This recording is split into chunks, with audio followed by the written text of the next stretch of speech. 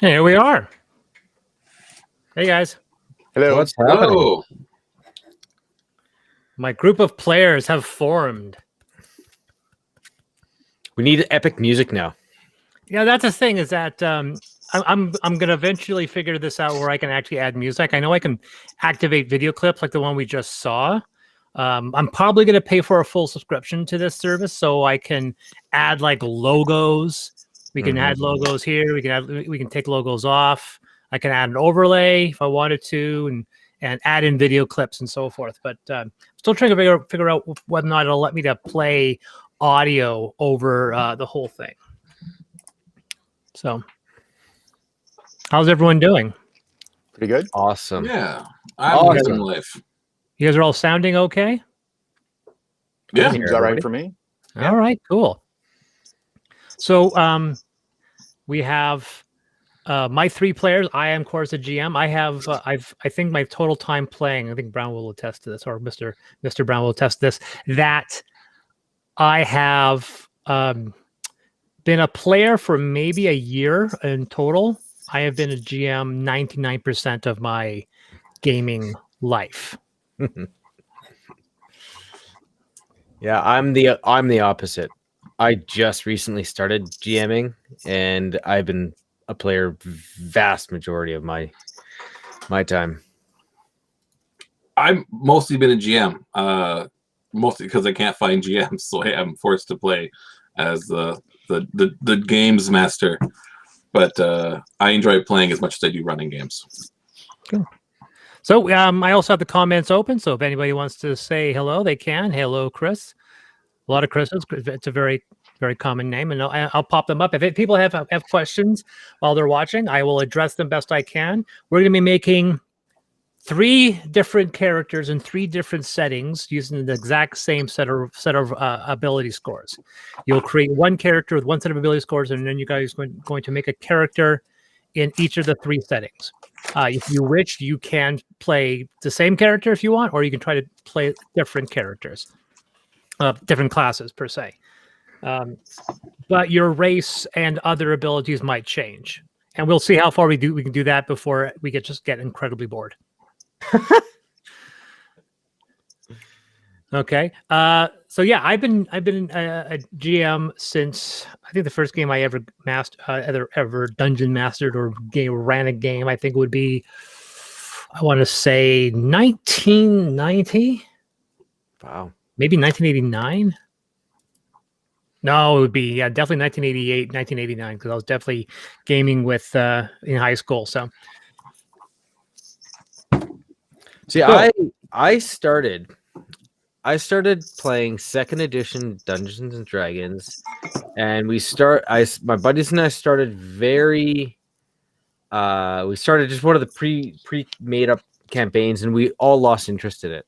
I actually didn't get interested back into Dungeons and Dragons until probably 10 years ago. So it took a good 20 years of a hiatus to get me back into Dungeons and Dragons. And I've been loving it ever since. I've been playing since '89. I was 3 years. I didn't know what I was doing. My dad owned a game store in Prince George. It was the only game store, and so I would just sit in and just wanted to sit at the table and roll dice, even though I was not really a player. Like the kid holding the controller. Yeah, but it's not actually plugged in. That was me playing, just basic Dungeons and Dragons for but then I started running games. 95 is when my first time I ran a game, and that was 2nd edition. And I'm still my favorite, mostly nostalgia wise, but my favorite edition is 2nd edition as far as like the D&Ds go. I never got into 4th edition that much. I never tried that much. Lots of people didn't get into 4th edition much. Yeah. But that also spurned the development of 5th edition, which as Chris and I have been saying is the 500-pound gorilla. Yeah, 5th got me back into D&D because I've never stopped playing, but I went to things like White Wolf for years. I've just got into Troika recently. It's a great system. I thought it was a video game when you first mentioned it. I mean, it could be. It's basically a love letter to Terry Pratchett, which I Nice. love. Nice. Did you, William? Did you try Exalted? No, I did a little bit. I love I the don't do concept drugs. of that game. I did basic D&D in the late 80s. So this is probably grade 6, grade 7. Then we moved into second edition very briefly. Then in high school, we shifted over to Palladium, did Robotech for a while until we came to our senses, and Artel Zorian came onto the scene with Mechtin and Cyberpunk 2020, and that was our bread and butter for years until Chris and I started our Pathfinder group in 1994. And people will notice that is substantially before the Pathfinder people know, because this was a GURPS-based sci-fi game, and then we ran that. 2 years we ran that, and then I was out for a good couple of years, and then Chris pulled me back in with third edition, which we started in the year 2000 with the first Amethyst game. Nice, We moved on to 3.5, the fourth edition, the fifth, and I have not looked back since, and I have not played another system. I mean, there have been other systems. I played a little bit of West End's Star Wars, a D6 based system, but I can actually. Some people were like, "You haven't played Torg, you haven't played Shadowrun." I'm like, I've been a game. People try to question my bona fides when it comes to gaming, because even though I've been playing the game for 32 years, because I haven't played a lot of different games, I know World of Cinnabar, but I've never played Torg. I never played Shadowrun. I've never read Shadowrun. So it's like it's like when people say like, "Oh, I play MMOs, but I don't play WoW." I'm like, that's cool, but I play just WoW, and I'm still an MMO player. Yeah, I don't play anymore. It's still an MMO. Just because you just play majority D&D doesn't mean you're not an MMO player. So to question your credentials is weird to me. Yeah. I'm a nomad when it comes to gaming, so I like to travel a lot. But what do you have there, William, by the way? Oh, I was going to show off. This is because you were a patron of my dad's store. This used to hang in the D&D section, signed by Elmore from the original Dungeons and Dragons. Paladin sets. Nice. Paladins still suck, but better in fifth. Better in fifth. The funny thing is You that for play me, a paladin in the game with me in fifth. Yeah, And I it's also classed into Warlock. So That's the fun one. that's it. so for me, my brother was a player of a game, and his GM, they kind of got out of it, so he sold me. I think it was for 50. It started with $30 and it became $50, which was a lot of money back in 1983 or 4. So gave me, actually probably it would have been 87 or 86. Gave me a bunch of stuff. So I have a bunch of first edition stuff, first edition modules. I have the original first edition printing of In Search of Adventure. I have the original first edition printing of Expedition to Barrier Peaks, Player's Handbook. I have the original ugly as F Fiend Folio, one of the most disgustingly looking. It is, I think Cracked did an article of how absurd the Fiend Folio is. It is such a freak of nature. From an art presentation, from its lame illustrations to the insane mechanics it offered. I actually own that. Is it the one that has the flump? Flump, yeah, flump, and many other things are in that.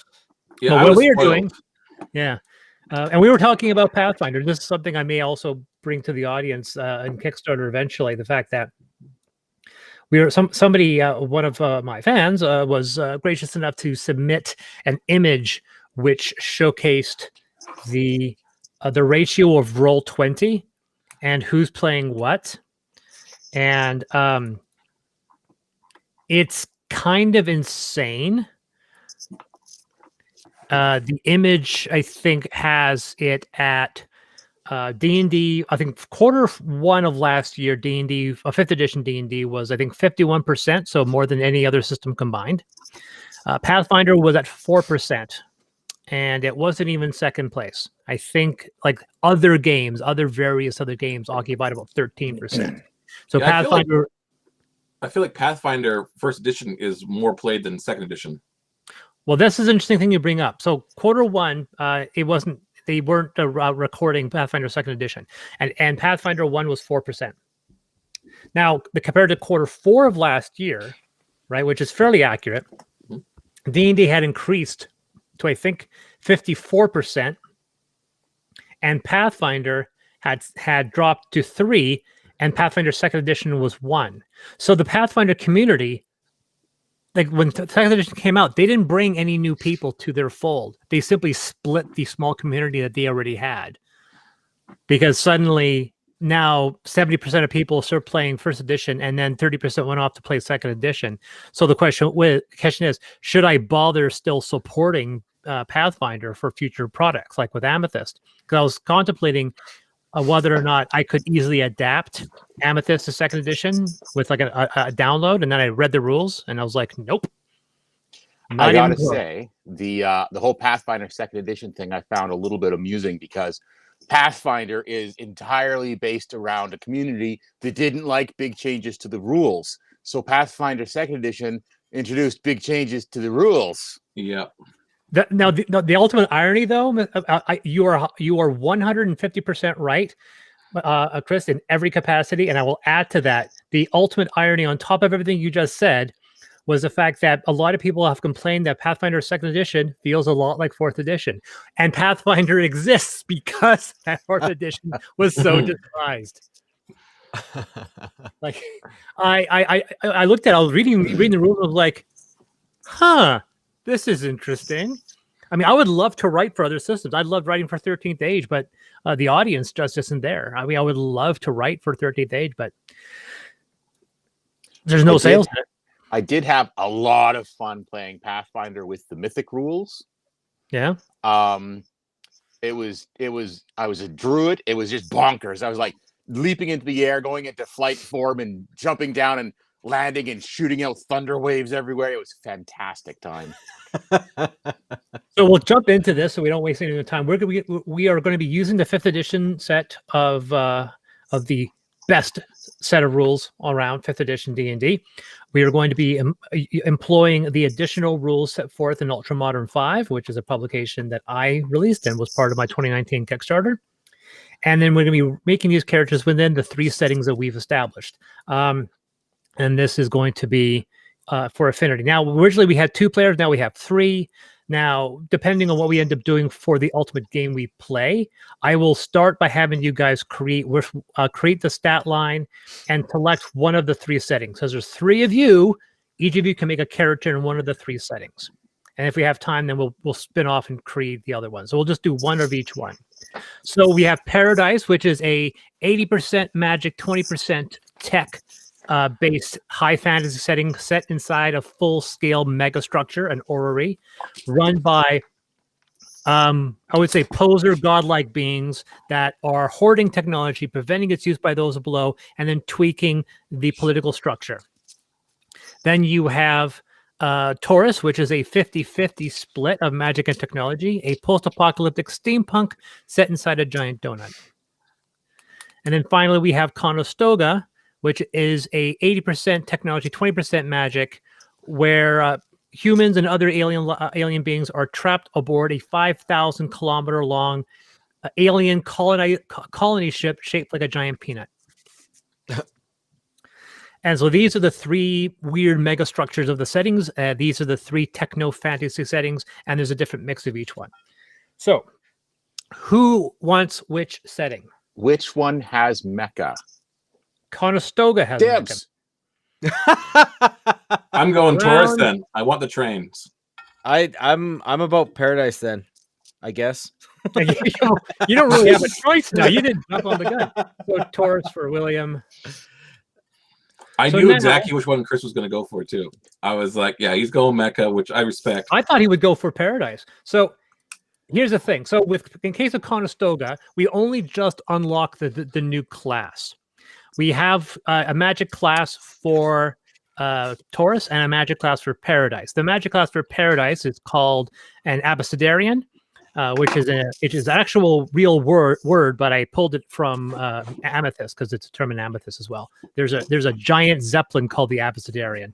The abecedarian is a word relating to libraries and books, and the abecedarian basically is inspired by the Fuda spell system that is actually part of Japanese mythology. And you see that in a lot of Japanese anime when you see them writing kanji on a piece of paper and then attaching it to something, and then that something becomes magical. So it is not a battle caster. It is about laying down these pieces of paper. Sometimes you put it on a piece of paper, you attach it to an arrow, and that arrow becomes enchanted. But most of the time, it's you placing something on the ground and having it become a trap, placing it on people for adding buffs.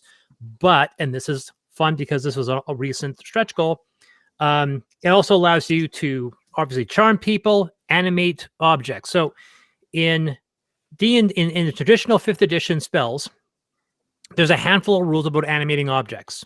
There's not a single spell that deals with golem creation. In fact, golem creation almost intentionally is designed to be a monster, not something that players are expected to do. There is one item, the Manual of the Golems, which is an artifact which you can get, which gives you the instruction on how to make a golem. But that is it. There's nothing else. They really, really don't want players to go down that, or they think no player is going to spend time doing that. Well, with the abecedarian, I have completely restructured how golems work. There's going to be a bunch of new golem races. So we're going to have this traditional human golem, but there's going to be like a dog golem and a dragon golem, and there's going to be different golems made from different things. So there's going to be a whole slew of different golems.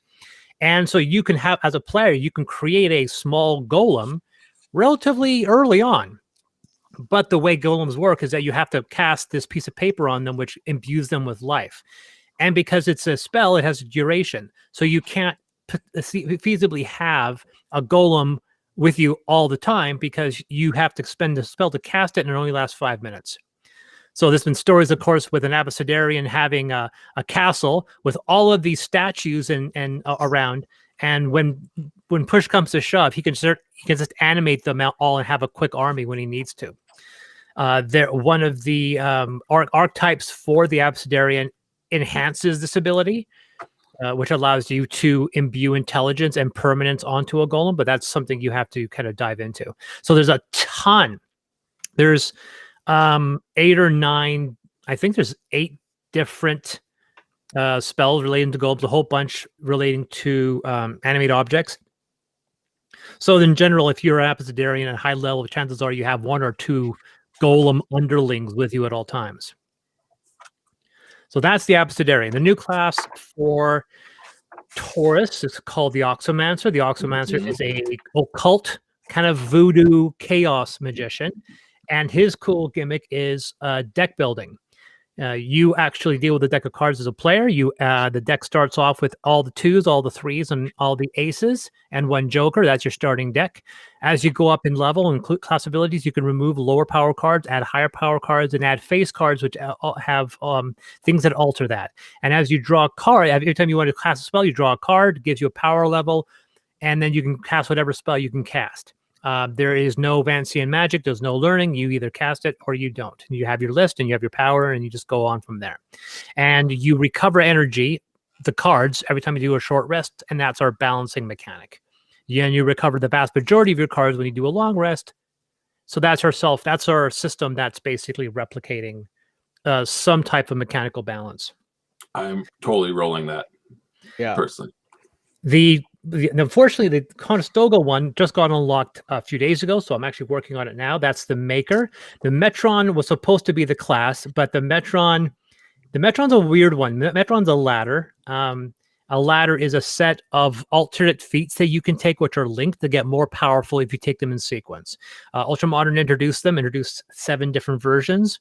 I really like that idea with it.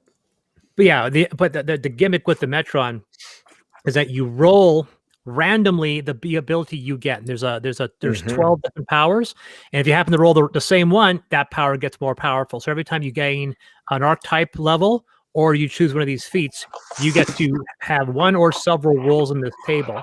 And certain abilities will allow you to adjust that roll by 1 or 2, so you can try to tweak that roll into one of your other dominant abilities.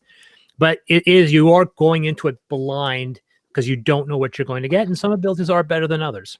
I like that. It was neat. I know that players wouldn't want to play with that as a character class. It's fun as a side gimmick. So instead, I'm creating a new class spun off the Metron called the Maker. The Metron still exists, and the idea with the Maker is that a Maker is somebody that's been altered, because the Metrons can alter reality. So one of the things that they eventually learn after decades of altering reality is how to alter themselves. So somebody figured out how to tune themselves, as in term inspired by Dark City, to make them into a different person. And they created these paths, these disciplines. We have the Geomancer, the Hydromancer, the Tempest, and the Thermal. The Geomage, Hydromancer, Tempest, and Thermal are the 4 paths. And to become a Maker, you don't get to pick it like a fighter. You have to be a Metron first. Then you find a Maker, and you go through this ritual where he or she effectively reshapes you into a Maker class.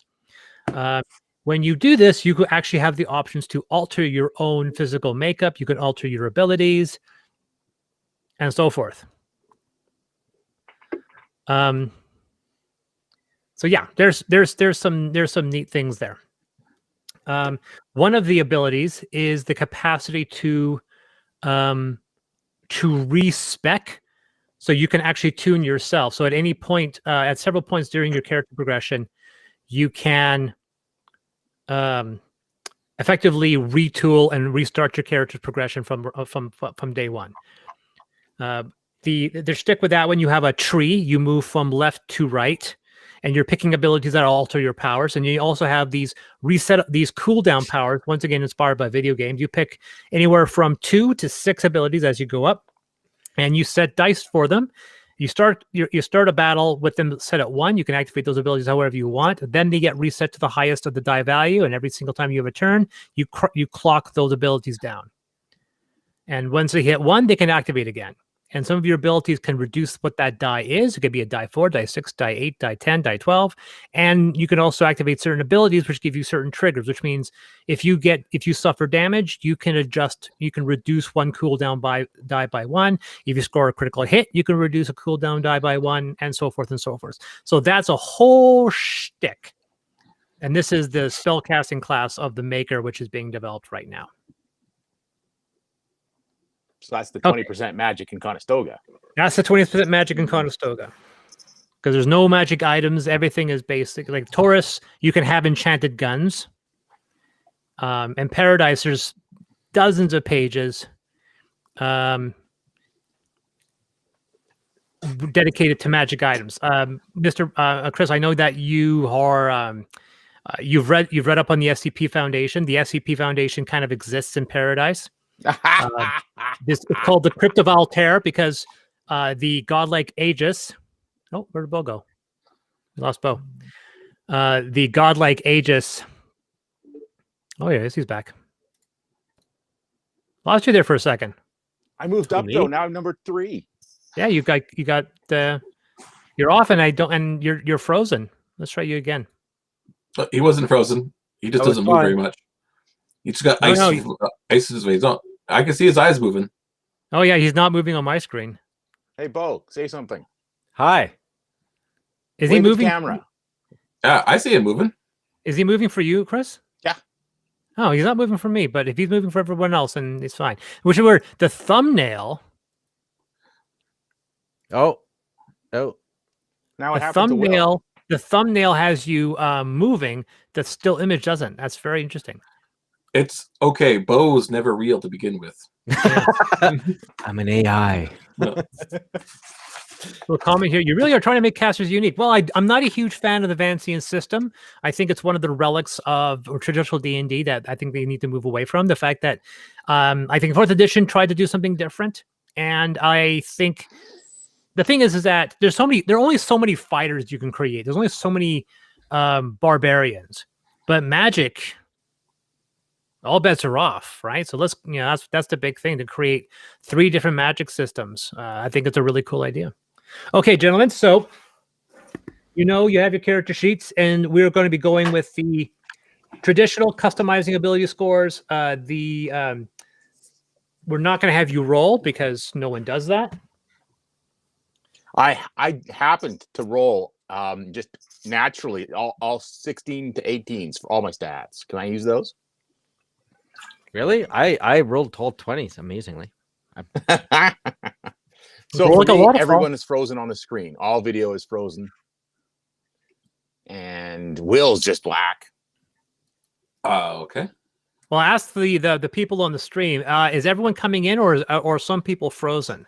Because from my angle, I'm getting video from everybody except William. Sorry, except for Bo.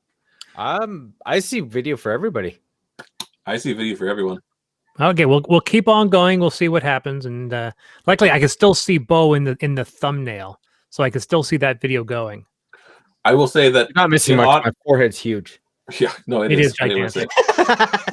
In honor of your book coming out, I will actually open up one of my advanced Dungeons & Dragons packages of character sheets, and I'll make my character on these antiquated, smells very bad character sheets. This is By the one way, of the leftover things from my dad's shop. I have 3 of these unopened. So Has you're anyone ever saying it was written their not books? printed on acid-free paper? I still have mine, Chris.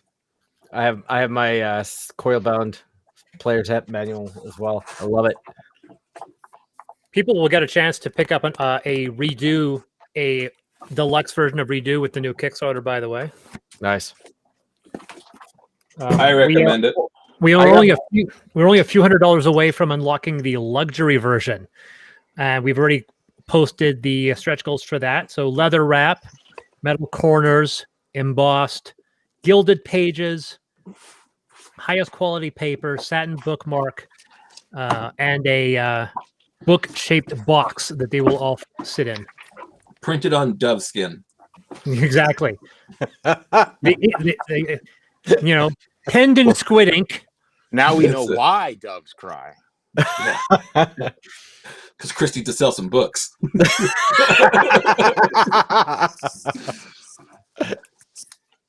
Yes, actually, there are actually still a few more stretch goals. William, of all people, was the person who said, you got to have a lot of stretch goals, because I ran out of stretch goals with Ultramodern once we passed about 60. So I actually have I have 3 or 4 more stretch goals. Oddly enough, some of them are actually quite big. Some of the biggest ones. Luxury is by far the biggest stretch goal. There are 2 other relatively big stretch goals. You dropping a hint today? Is that what's going on? Yeah, teaser. Teaser. Well, I will say that Yes. if I end up running a game with you gentlemen, we will probably be running one of the stretch goals. Hey. The other stretch goal is something you get to listen to. And there's already a clue because we've been posting one of these a week. So now, thankfully, the Oxomancer and the Epistadarian are in books. You guys have your books, so you know you can kind of look what your class is like. Mr. Brown, who we just lost again. Oh wow, No, is that Newton Brown. That's like Chris, reboot. Chris, what class are you going to be creating? I'm not sure. I would suggest one of the Ultramodern classes, because you're going to be doing some mecha stuff. I'm probably going to have you playing with making your mecha and making weapons as well. Yeah, I was just gonna say, if I want to, I may as well. I want to focus and sort of double down on what's unique about Conestoga, and obviously that's going to be the crutches. So, so we're probably going to have you guys designing characters for several levels. So you probably won't be first level. We'll probably end up getting you guys up to 3rd level before we kind of dive into things. So I'm not sure if I'm going to go techie and add some fighty stuff with ladder and archetype, or have a combatant class and roll in some techie stuff with the archetype and ladder. Yeah, the big shtick with Conestoga is that everyone can be a tech user in some way. It's very useful for everyone to be an engineer. You don't necessarily have to be a techie, but if you have the engineering skill, you can play around. The gun crafting system is modular, so you can swap out things on the fly. We have about 11,000 different guns, and the crutches are the same way. There's tons of different modules that you can have. So let's get some numbers going, guys.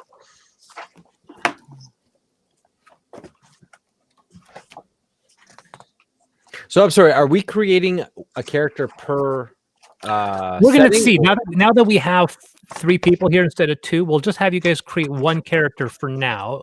One, and so like I said, Bo, you got Paradise, so you're in the fantasy landscape. William is in Taurus, and then Chris is in Conestoga. I'm not going to tell you guys what to do, but I will suggest William select either the Oxomancer. Oxomancer for sure. Okay. I'm calling Yugi Gambit. That could work. I propose that we all make characters that are completely unable to work together and use a useful party. For example, nobody take any kind of a face man vibe. So every time we try to talk to anybody, we're just all charisma dump score people. Well, you're in a giant mech. I don't know how it's going to work anyway. Dude, I'm going to be a demon. And sure, but what are you going to be in Conestoga, for example? Just a horny boy. Well, you're not wrong. So I'm not sure if you've noticed, Chris, but when I was reading through the 3 settings, I think something happened about 1,500 years ago. Yeah, so the settings there is. People will notice that one of the shticks, the big gimmick of the series, is that people. Oh, sorry. The 3 settings are linked in some way. That there's a lot of weird familiarity. That's why it's called Affinity. And as you read, you'll pick up these things. Proper names are duplicated. So every time you see a name in one story, it's going to pop up in one of the other 2 settings. If you see a date, that date's going to pop up. So every setting has a 1,500-year history, and about 10 or 15 years ago, one of the 12 kingdoms / dome colonies / arcs got destroyed in a conflict with another arc or kingdom or so forth. So there's a lot of related history, which you might think is it makes writing the setting easier, but it actually made it more difficult, because every single time I would think of a new idea, I'm like, hey, that's cool, I would then have to go back and add something similar to the other 2 settings. A good example was, of course, Paradise got to 170 pages. I figured that was going to be the longest one. Then Conestoga got to 210 pages. So I figured, okay, that's going to be the longest one. And then Taurus got to 215 pages. So I then had to go back and look at all the things that were new in Conestoga and Taurus and add that back into Paradise. And now Paradise is, I think, 210 pages now. Taurus for the win. Taurus doesn't have a lot of new additions, mind you. The Taurus, we are having a couple new guns, a couple new monsters. Oddly enough, the Golem rules for Paradise and the new Maker class are probably some of the biggest things to see. So I do have a question. I have a file that's Ultramodern 5 Redux OGL2 and one that's just Ultramodern OGL1. Which one should I be working from? You want the redo that is got update rules? I quite literally posted that 2 weeks ago. No, was it? It was last month.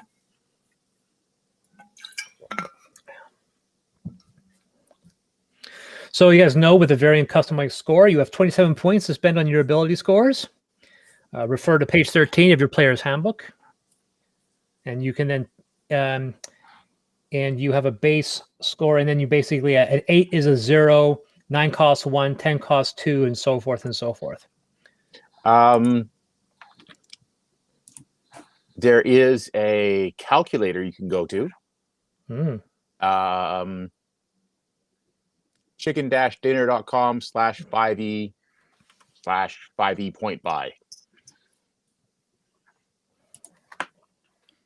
Or you can just Google and then click on when it shows up. That's one way of doing it. Because math is for nerds. Yeah. That's the same website I use, chicken-dinner. Is it one word, or like chicken and dash as a word, or no, the actual dash is symbol. Okay. Nerd.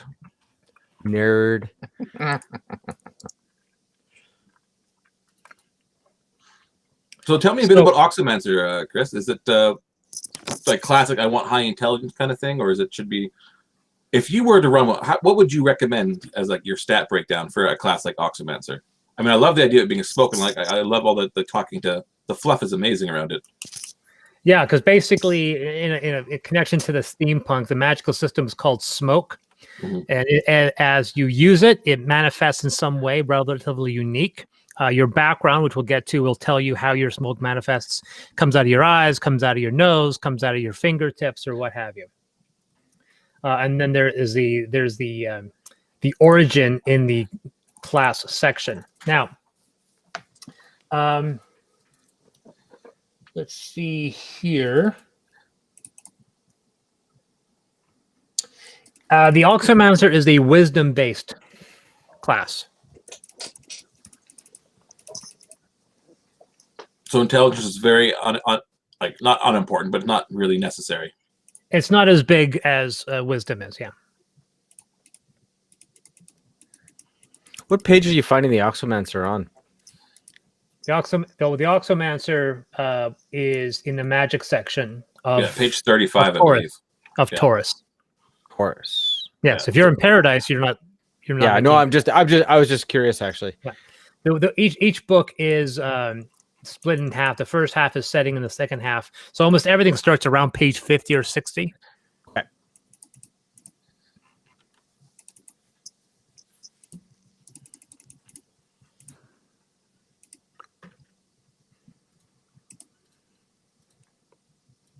Oh, paradise, Chris. I was thinking of doing a Damon. Where are we here? Cryption? How do you? Well, a cryption is a type of is basically the name of those pieces of paper. We'll get into races in a second. I'll go into Taurus. Taurus has a handful of races here. I'm going to go into there. I'm on paradise though. Yeah, I know. I just have the window for Taurus open. I see. Yeah, that was about you, Bill. You are wrong, sir. It can be.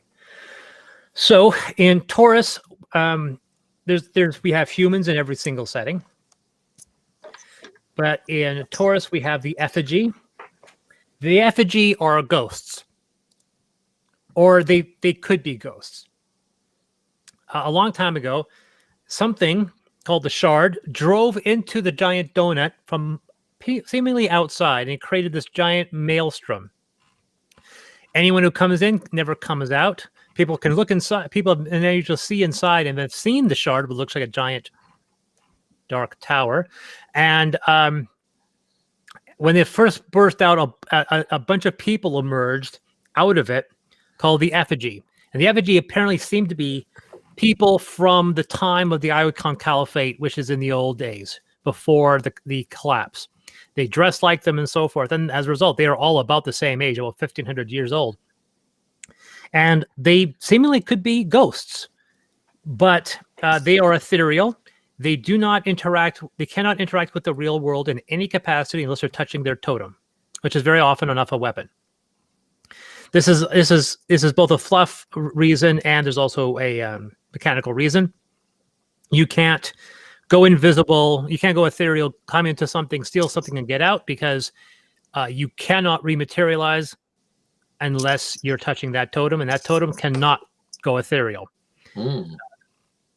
The other thing, which is more of a depressing thing, because they're still human almost every way, they cannot. They have a limitation on their memory in that they can never retain more memory than 100 years.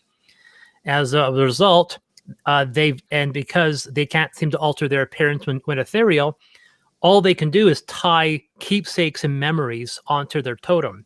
So in some cases, their sword can be ornate with dozens of little trinkets and items off of it to remind them of their past lives that they have forgotten. No matter how important somebody is, no matter what they did together, effigy will always outlive and forget the person that they were with. So that's the effigy.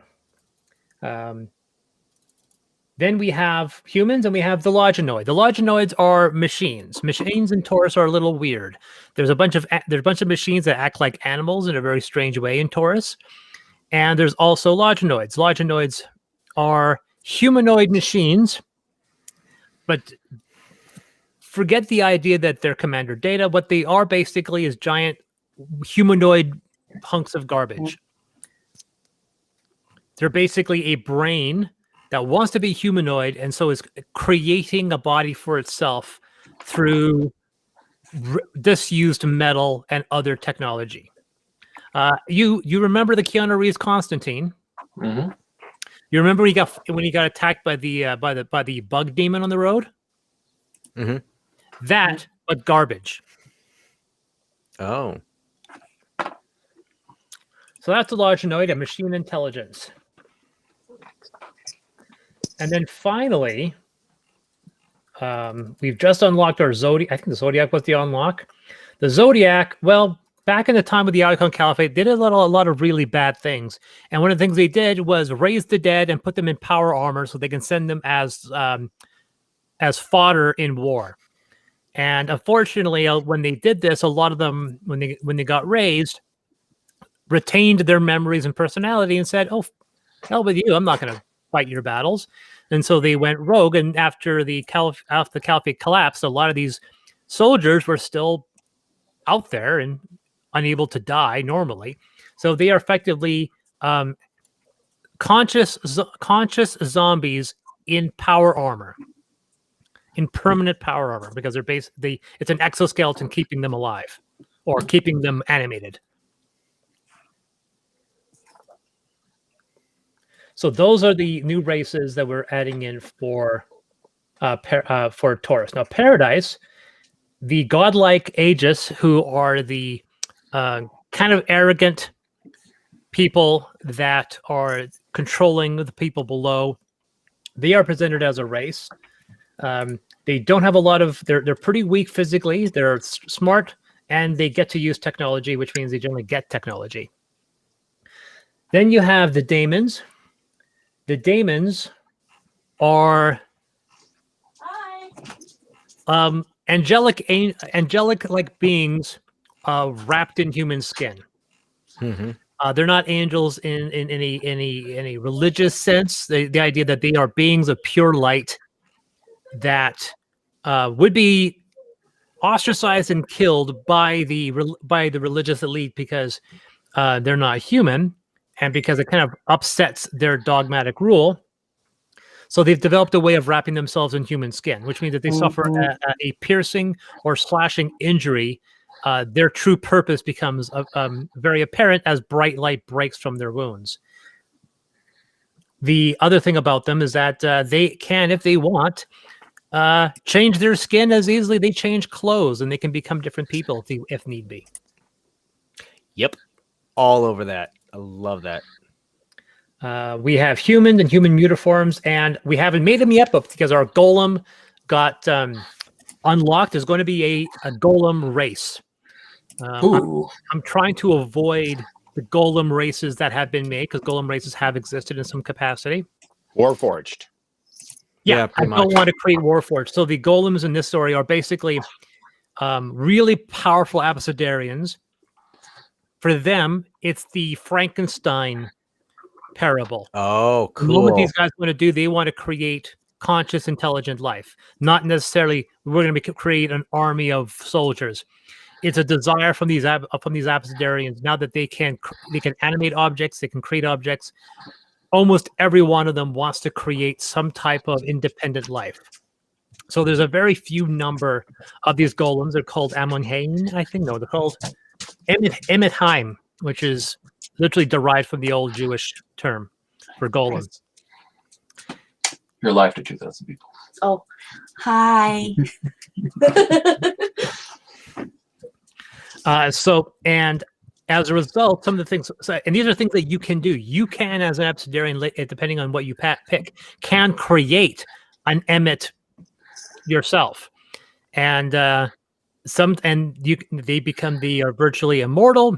They can look completely human because you can give them a shimmer that makes them look completely human, except they're not. They're completely artificial beings.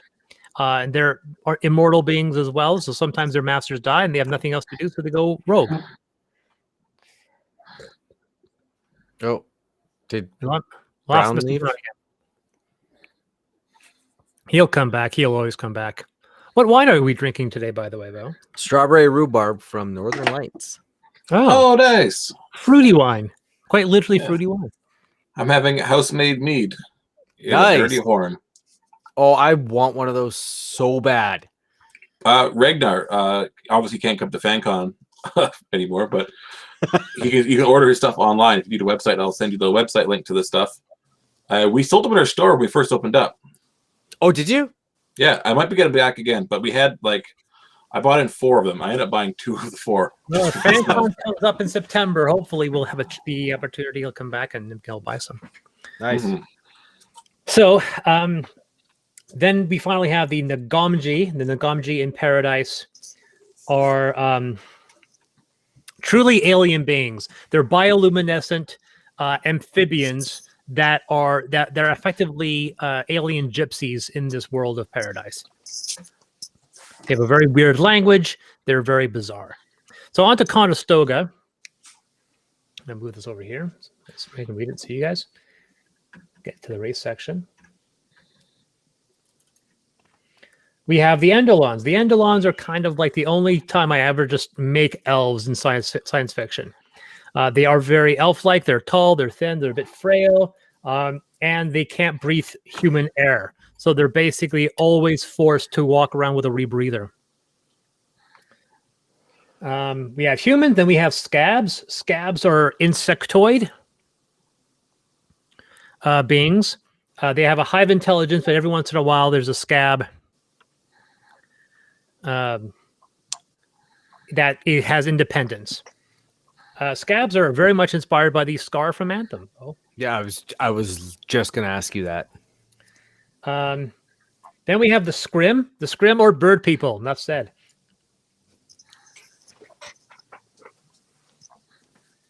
And I think we might be adding another one. But we have humans, Scrim, Scabs, and Endolons. Yeah. So those are the races in Conestoga.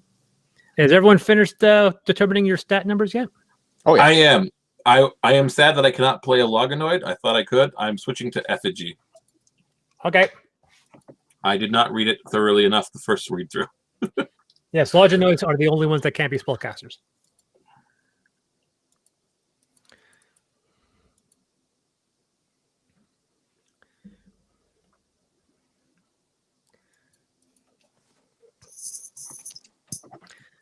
Chris, have you figured out which race you're going to be? I had already sort of just jumped ahead with human. Okay, good. High five. There's nothing wrong with that. I think it's good to have a human once in a while. I'm leaning towards runner for my ladder and maybe gunslinger. And I'm looking at field machinist right now that I might take a look at. For the archetype? Yeah. Yeah, very useful. The archetypes in Ultramodern are universal, so any class can pick them, unlike traditional 5e, which pairs the archetypes to the classes. I did not. They're separate. Oddly enough, we don't actually have a lot of new archetypes, if any new archetypes. We have a bunch of new backgrounds, and we have the new classes. But we don't have, I don't think we have any new archetypes. We might have. I mean, I have to see. Maybe we'll add those in the stretch goals.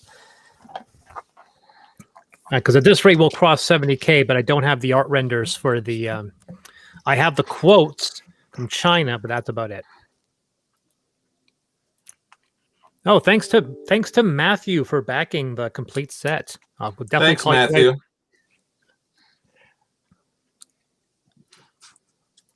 This is a pledge drive. We're waiting for your calls now. Oh, wait. You're the One of the greatest ladders lets me take drunken boxing. Hold up. No, one of the archetypes, you mean? Yes, that's what I meant. Yeah. Yes.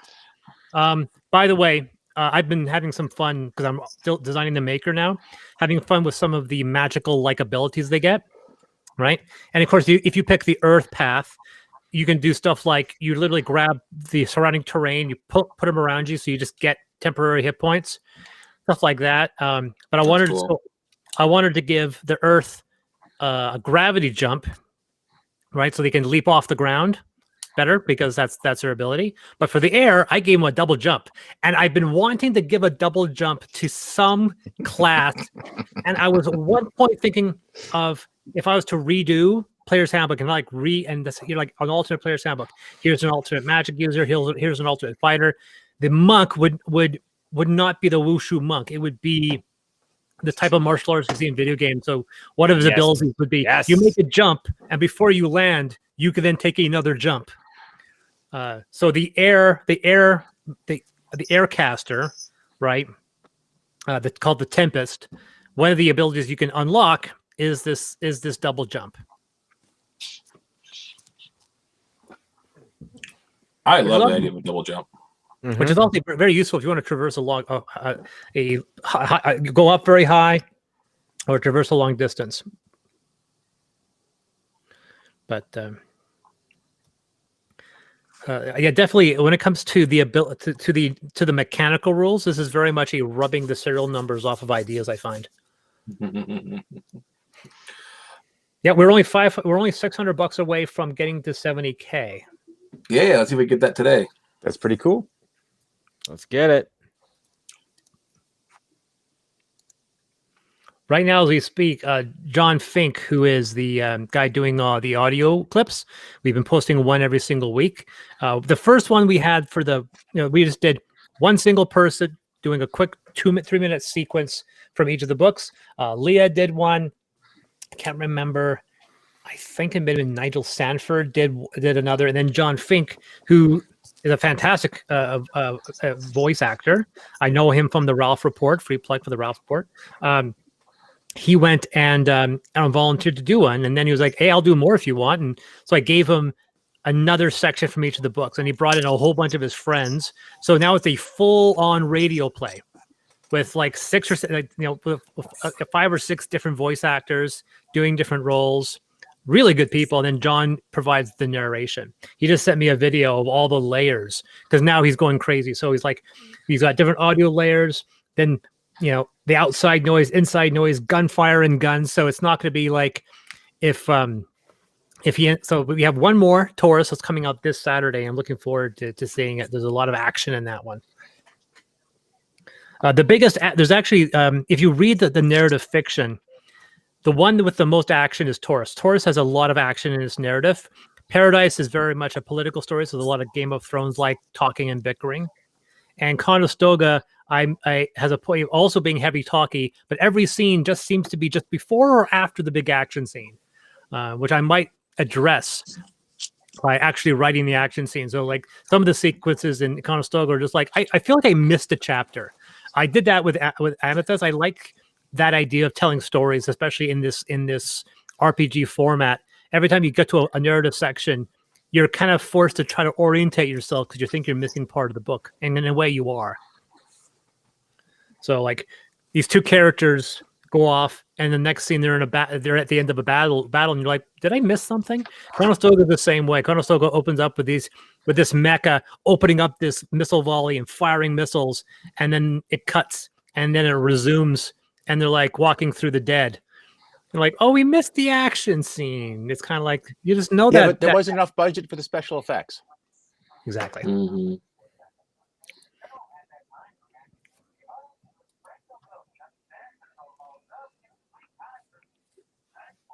The issue is that I don't have my 3D renders from Nick. So we won't officially unlock the 70K until I get renders from Nick. And then we will officially activate the luxury pledge level. Probably going to be between, I don't know. I'm still finalizing the price point.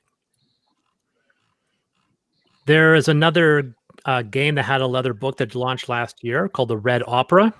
It was a 5th edition game supplement. Big production value. Came with a soundtrack, which is nice and definitely novel. If I hadn't done it 4 years ago with Amethyst. And their leather book was interesting. Their leather book looked nice, but it was $650. And I was trying to figure out, I was like, is that how much they're supposed to be? Because when I got my price quote from China for the 3 books in a box, it wasn't even close to justifying a $600 price tag.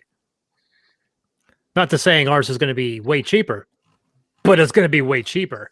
So I'm trying to figure out whether or not like I was even messaging him. I was like, is this all 3 books with this and this and this in the box. And he was like, yes, all of these things in a box. That's how much it is for 200 units.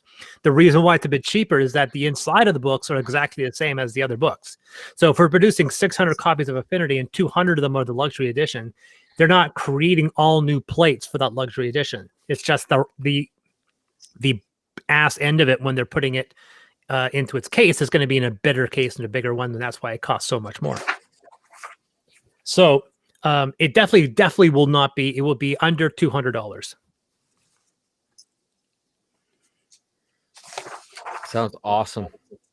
Yeah, especially if we get the gilded pages unlocked and the metal corners unlocked. We were even thinking of doing a metal symbol. So we actually make a metal version of the Affinity logo, and that goes on each box. And then Ivan, the guy I'm talking to in China, was just like, that may be a bit much for us. He's like, what do you mean? Like we've done corners, that's easy, but we don't have the facility to punch you a giant metal disc and glue that to each of the box. Like, okay, we won't do that one then.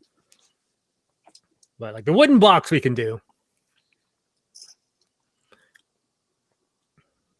So, a la Harry Dresden, with my runner ability where I can go up walls, I am going to be yelling parkour every time before I do parkour. You should also have parkour.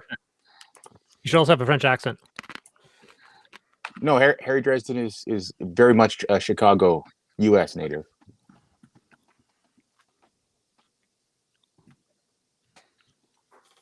If Affinity gets to the stage where the audiobook gets unlocked, well, that's assuming that there is an audiobook stretch goal. but that was my impression of Sonny from iRobot.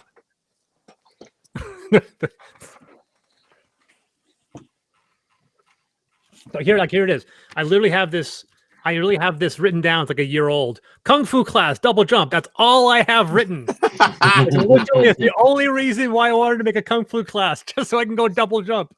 And I get to finally put double jump, but not in a Kung Fu class. It'll be, although if I end up doing a Kung Fu class later on, then I'm totally going to do that. So, Chris, I'm thinking of doing a Daemon Chrysalis in the cutter archetype. I think that'll be kind of a neat thing. Where do you think I should spec for that? So you're going to be the Abecedarian, or are you picking another class? Abecedarian, yeah. Okay. You know, for years I thought it was Abecedarian. That's what I thought too, actually. It was like Abacadabra, and then literally in one of the narrative segments, somebody said Abecedarian. I'm like, that's not right. And then I looked up the pronunciation, like, oh, never mind. Damn it. I've been wrong for 20 years. I like Abecedarian better. Abecedarian is like ABCD, but absolutely, it's a library term. Of course, it would be ABC Abecedarian. But I thought Abecedarian magic, Abacadabra. Like, no, you're stupid. It's a book term. It's Abecedarian. Like, okay, whatever. It's literally the first bunch of letters from the alphabet. It's like, yeah, you know, it's like that the alien librarian in that episode of Star Trek, Mr. Atos, A to Z. Yeah, I got it. Mm-hmm. Oh, A to Z. It was years before I figured that out, Mr. Atos. Okay, let's go back to the class there. I think there's going to be about 85 relics. These are the magic items. I'm going to quickly answer you. They're going to go back to talk about that because it's after that. Aegis Tech. Languages, words. Let's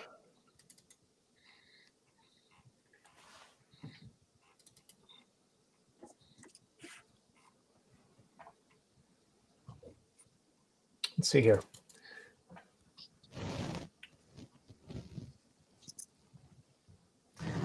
The thing is that they don't remember where it is.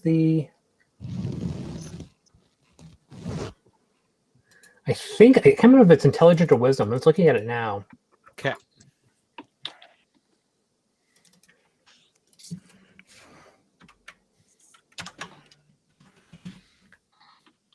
I just like the idea of being able to shift myself as well as create like a golem type characters on the side. I think that's really neat. Yeah, it's an intelligent. I do believe that class is definitely intelligence based because once again, it's a written form. Okay. So yeah, that's an intelligence based one. The going Skin back, game opening was amazing. was that? Oh yeah. Oh my God, I recently just got caught up with the Dresden Files. Skin game opening with that was amazing.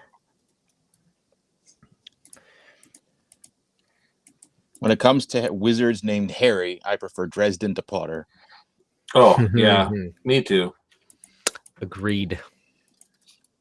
So here are some of the examples of the bizarre magical items that you'll find in Paradise. Let's see here. Somebody give me a letter. A. Okay. I have... Good choice. I had 24 of them. So this is a large, the arbor vitae. This large tree towers over 45 meters and bears several different types of fruit. At any one time, more than 100 fruits can be picked from it. And once one is plucked, it's replaced within 24 hours. Regardless of the color and shape of the edible, they all taste alike. Though after finishing one, it imparts specific magical benefits based on alchemical potions. Once picked, fruit lasts for 2 days before rotting and losing the benefits. So you have a healing, vitality, growth, flying, diminution, and poison, depending on the color of the fruit. So give me another letter. L. I know why you took L. Why?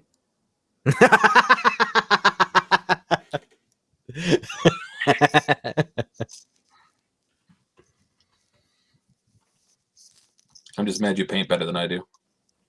You know this. The long case clock.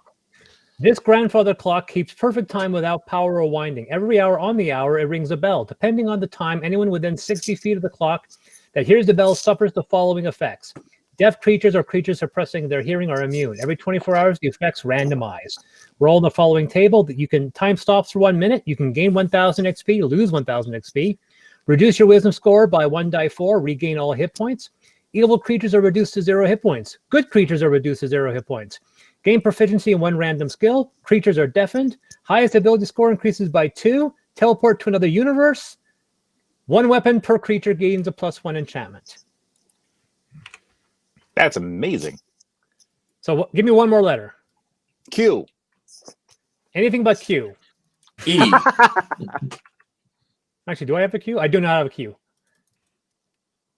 I'm trying if I can find something that's interesting. Well, I'll say, okay.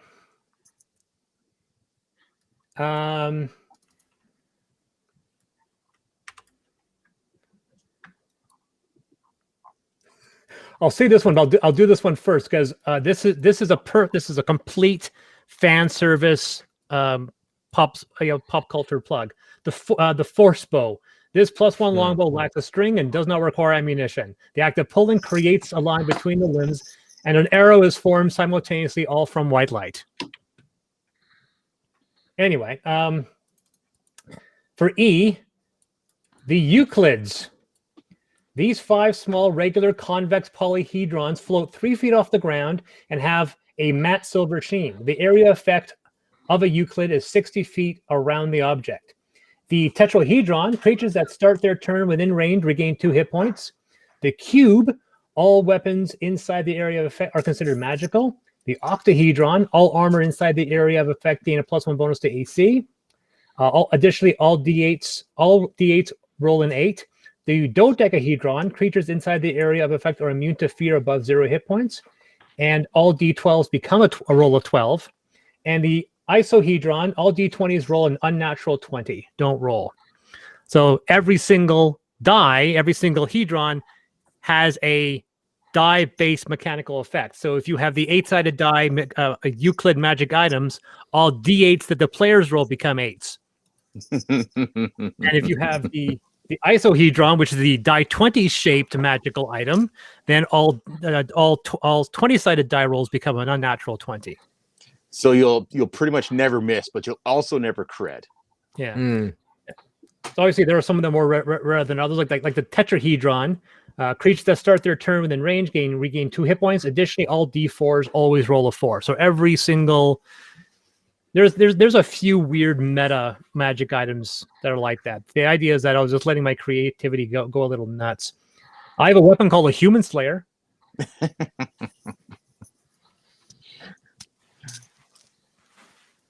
Aren't most weapons that we've ever invented technically a human slayer? Yeah, Literally, yes. Let's see what else I have. The Band of Ignorance. Let's see, some interesting. Chalk of Annihilation. You draw something on a chalk and it vaporizes.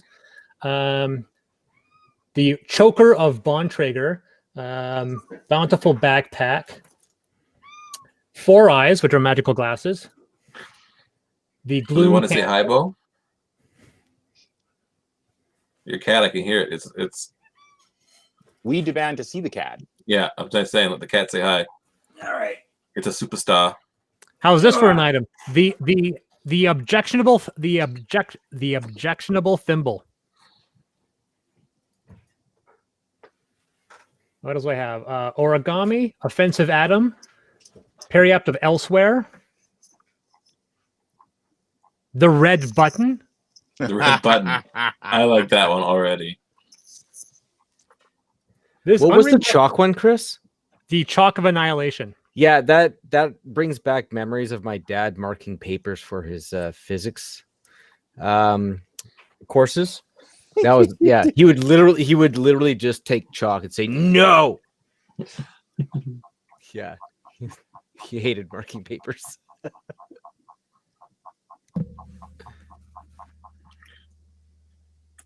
So the unremarkable shiny red button does not appear to be connected to anything. When pressed, the entire mechanism of the universe stops. Because it's an orrery. It's an orrery, right? So it's a giant mechanical full-scale solar system. So there's a red button. If you press it, the entire mechanism stops. So the shiny candy-like button. Yes.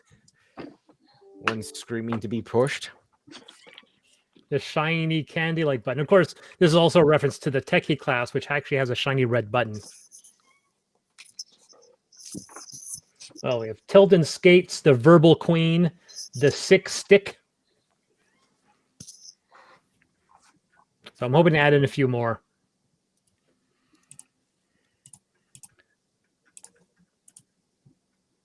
How are you doing, boys? I have everything but my archetype, but I didn't know if we were starting right to like a higher level. Level 1 wise, I'm built. I'm ready. So let's have some fun here.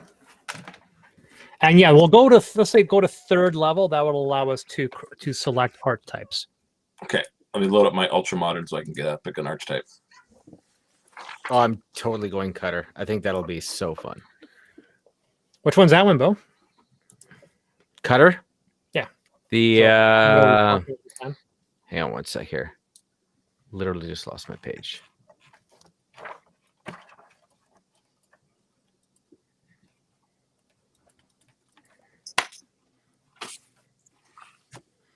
The Abecedarian, yeah.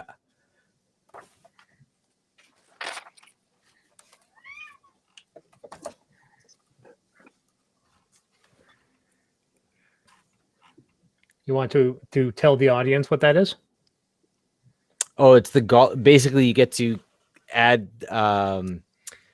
you can create golems and stuff. That's so cool. Yeah, I do believe the weaker golems, you can start creating them as early as 7 or you can animate objects. You can animate objects as early as 1st level, but golems, I think they start later down. But I think the cutter and the cutter gains access to the golem spells before anyone else does. Yeah, that's one of his abilities, and then he's also gets the ability to do things that other golem casters can't do. Yeah, I like that. I think it's really neat. Oh yeah, is it 18? Yeah, 18. You get to create life. Yeah, so cool. To be fair, most people can create life at 18. Younger, if you really want to. Yes, but this is supposed to be an SFW chat, so quiet you.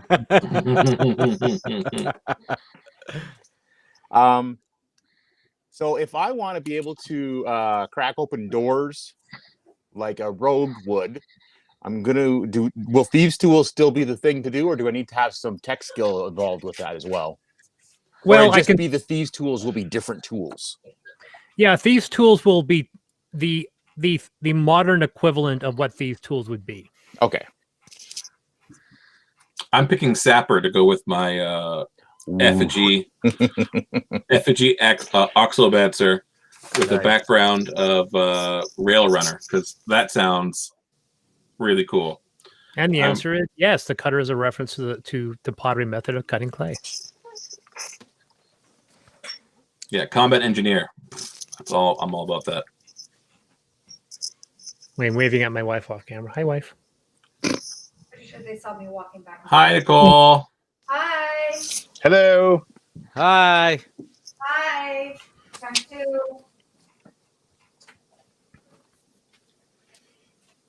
I'll slowly make my way over here.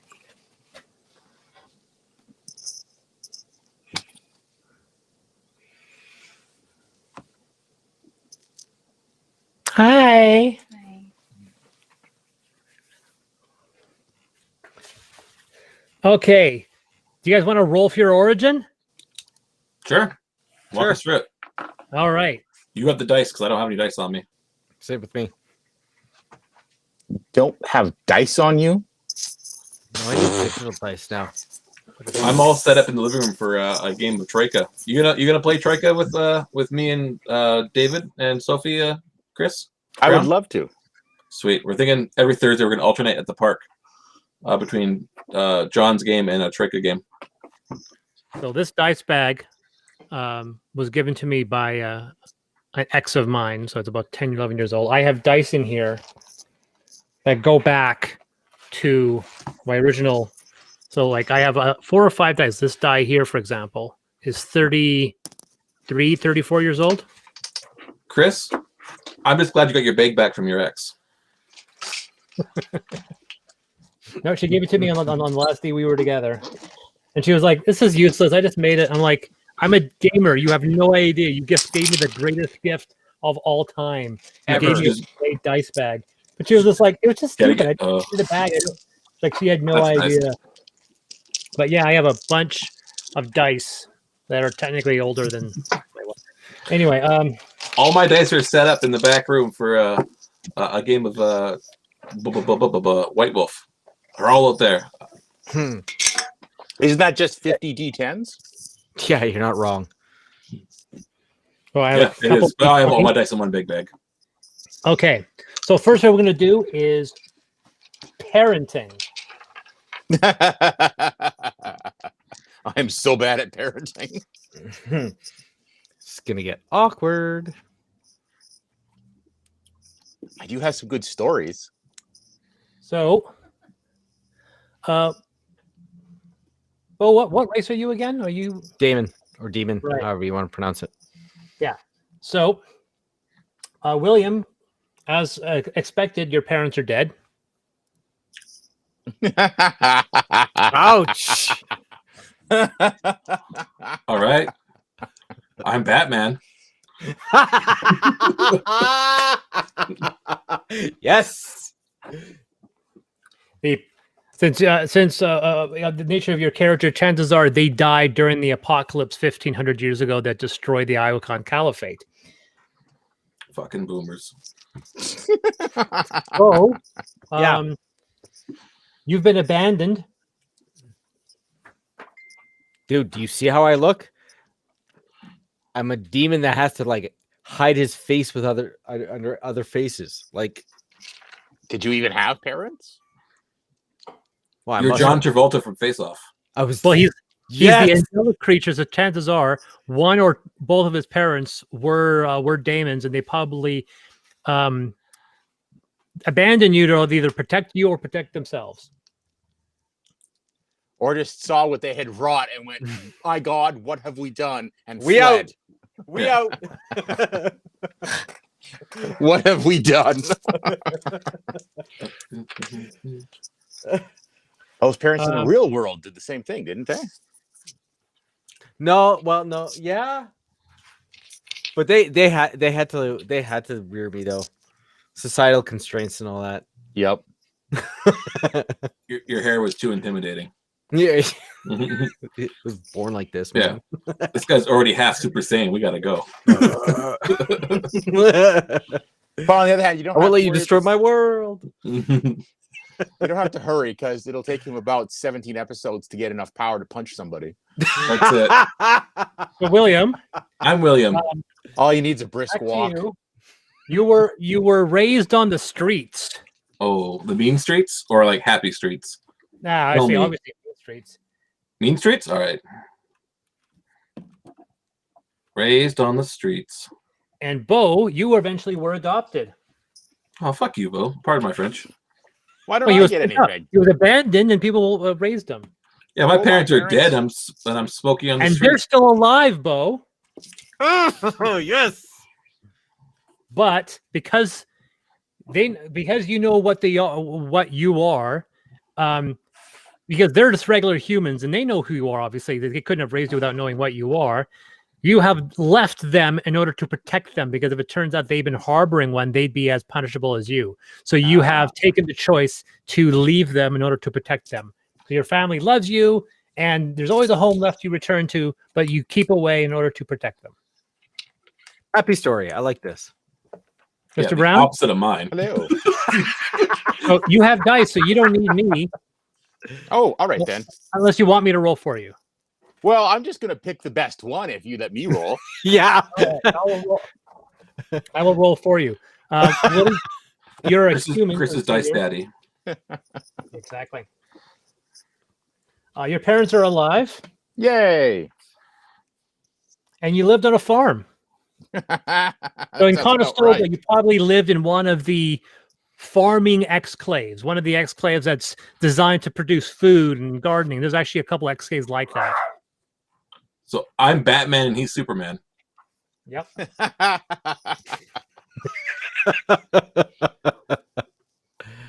I like this.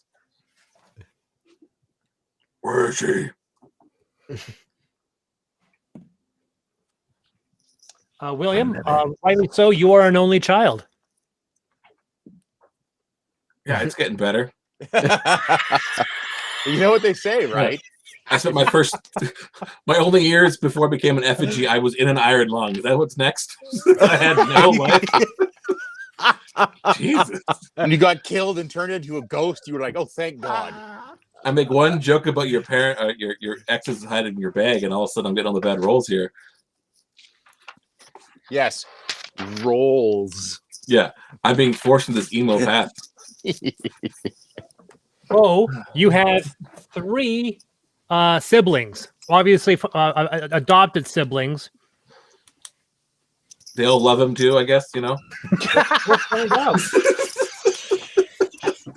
I mean, look at Bo. He's adorable. How can you not love him? Yeah. Orphan Annie over here. Oh, yeah. We're gonna be the best of friends apparently in this That's campaign. So, your first sibling is Yeah. a slightly younger sister. Okay. They are a traditional sibling. There's love and there's hate, but you guys care for each other. The next one is a patriarchal older brother. So it was like an eldest brother of the group. He loves you, but you guys you don't always see eye to eye. This is a very loving family, by the way, that you have abandoned. To protect them. Yeah, I would do anything to have a family like that. I mean, you just like toss them aside, Bo. And finally, we have a slightly younger brother.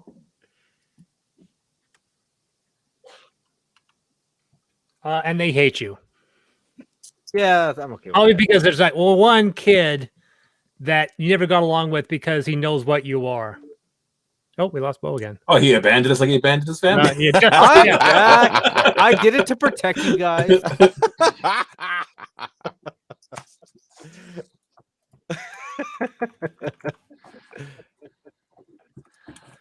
Just before you go on, Chris, because I have such a depressing backstory, I switched my archetype to being dust, just to fit this thematic. I am already a dead person with no one who ever loved me. Go on. Mr. Brown, you have one sibling, Yep. the baby sister, Oh, how adorable. and she's your best friend.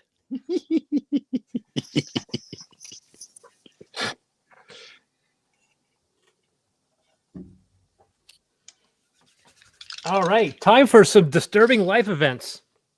Oh God. Now, the old system that employed this system had you pick an age and you pick for every year, but that's kind of unbalancing. So I always have rolling. I want to make it even for all of you guys. You guys are going to get 4 life events that have occurred in your past. For William, it could be any time in the last 100 or so years because he doesn't have any memories from the first time. Oh, so I don't remember all the painful backstory. I don't remember my parents abandoning me and dying. Oh no, you have some Yeah. totems on your sword for that. Yeah, you have a little book that's a little tiny books this big, and it opens inside, tells you the shitty life you raised up with. Like, fuck my parents. Turns out it's not your parents at all. It's just a few pages from Oliver Twist. Yeah. Whenever it's my turn for an exposition in the game we play, I'm gonna play the Littlest Hobo theme song as I just travel the rails, depressed. Or maybe the ending song from the ending song from the original Hulk TV show. A depressing walking music. That's my theme music now. Well, Bo's running through a field with people giving him hugs. Chris is in a giant mech flying through the stars. God. All right. Well, at least you have some guts. Okay, so I will go with William first. Event number 1 is a friendship. You gain a friend. What? That's not a tragedy yes. at all. Oh, it will be because you're going to Thinking we're all outlive Phil. tragedies. Don't worry, we'll get to tragedies eventually. Hercules. Okay. Okay. Romance. Friendship. Here we go.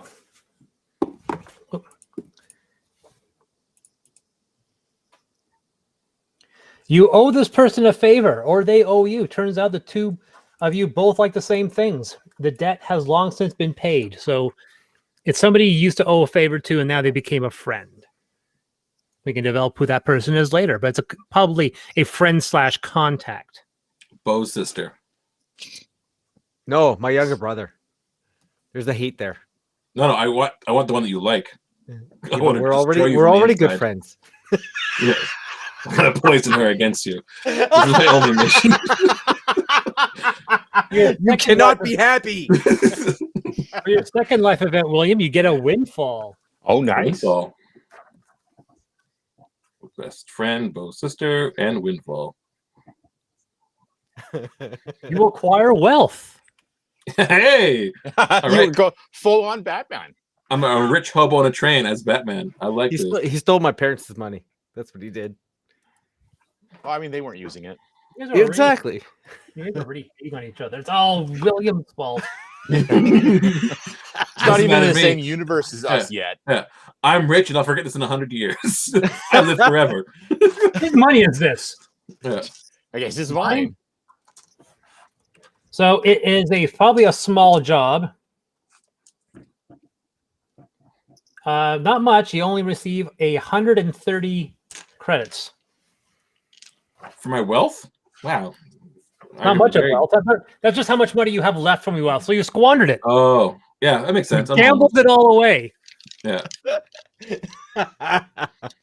So your third life event is a romance. Oh, this will go down well. Yeah, Bo's sister.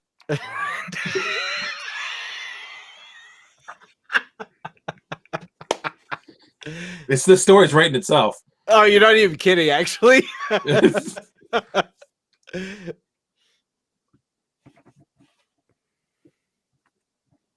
Event number 4, you get stabbed.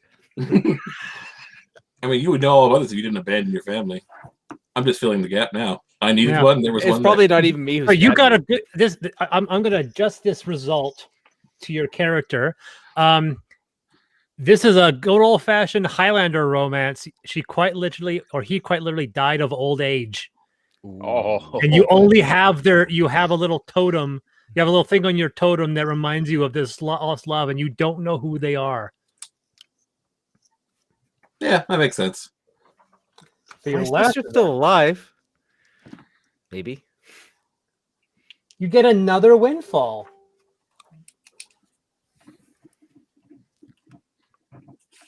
All right, all right. What's this one bringing? Do I own the train I'm riding in? It's better than a mech. it's not. No, it's You can not. pretend. You can pretend. To a hobo, it is. Come on. Yeah, exactly. You gain some combat training, All right, I take that. which means you get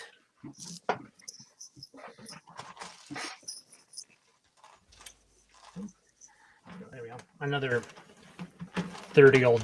Oh, there it is. Where is it? Where is it? 30-year-old die. You gain 2 weapon proficiencies. Wow. Nice. All right. Bo, onto you. Pick orbital laser. Yeah, from my train. It's like keep moving away from the shot. I like that. Bo, you find an enemy. Oh, I know. This is already writing itself. This is perfect. It's gonna be Will. So this enemy Broke his Is- sister's heart. Till she died. So someone has discovered your true identity, and one of the cities has put a bounty on your head. Ooh. You're the worst superhero. You got a loving family. Yes, you peeved off you peeved off a criminal who then betrayed you to the city. This is a And- super villain in the making, man. Mhm. What do you mean in the making? Why do they hate you? You just hate their other person's stupid face. It is I'm the down with hair, that. isn't it? Oh, Bo, you're from Mean Girls.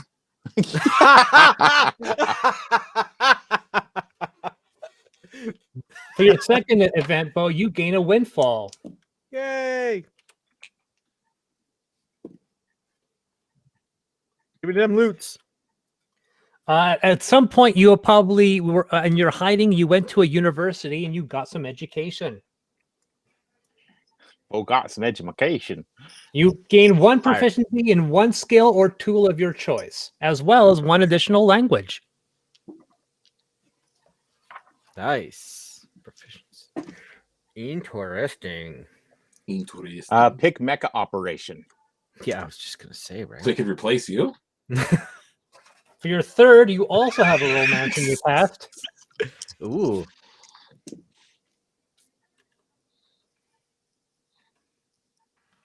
You Better met be with your someone, sister. but from the beginning, there were complications. Oh, He just keeps leaving all the Yeah. time. I have abandonment issues. So do we have to keep leaving. so there was complications in your relationship. Mm-hmm. You fought constantly.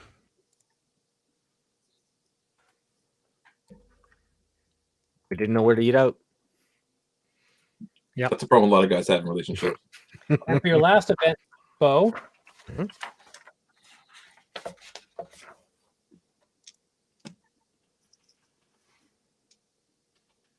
tragedy. Of course. I Good. saw that smile. William. I also said good. You could have closed your eyes. Oh. I wanted you to know. So that relationship you had where you fought all the time, Mm-hmm. she died.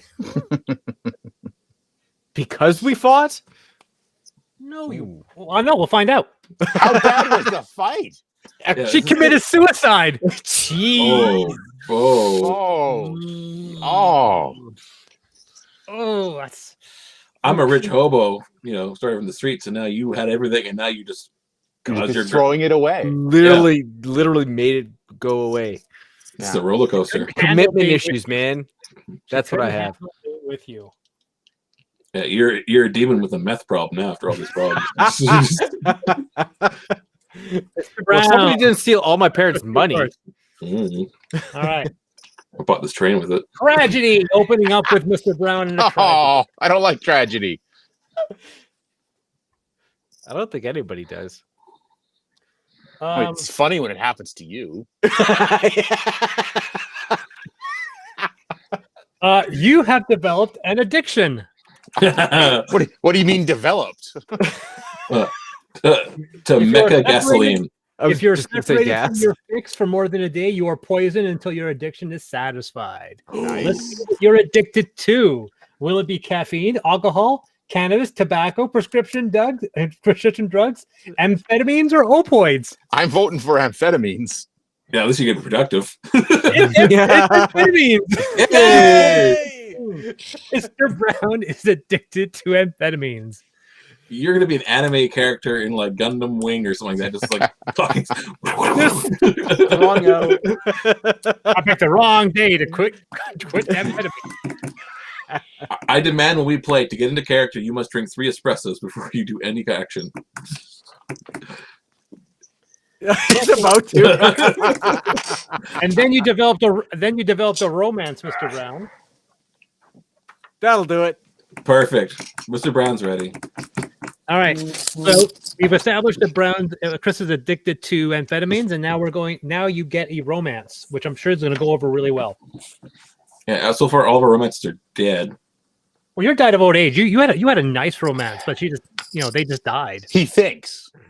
No, it's have you seen a Highlander when they're like 90 years old and you're cradling them and you're like, I'm gonna forget you in 100 years. I don't tell her that. That's just horrible. I say I'm never going to forget you, and then I just start hitting on Bo's sister. Yo, what up? I got that train money. Take you around the world, baby. Yeah. So, Chris, you met and you're still together. So she's probably living back home on the farm. Doesn't know you're addicted to You're meth. going off earning money as a mercenary.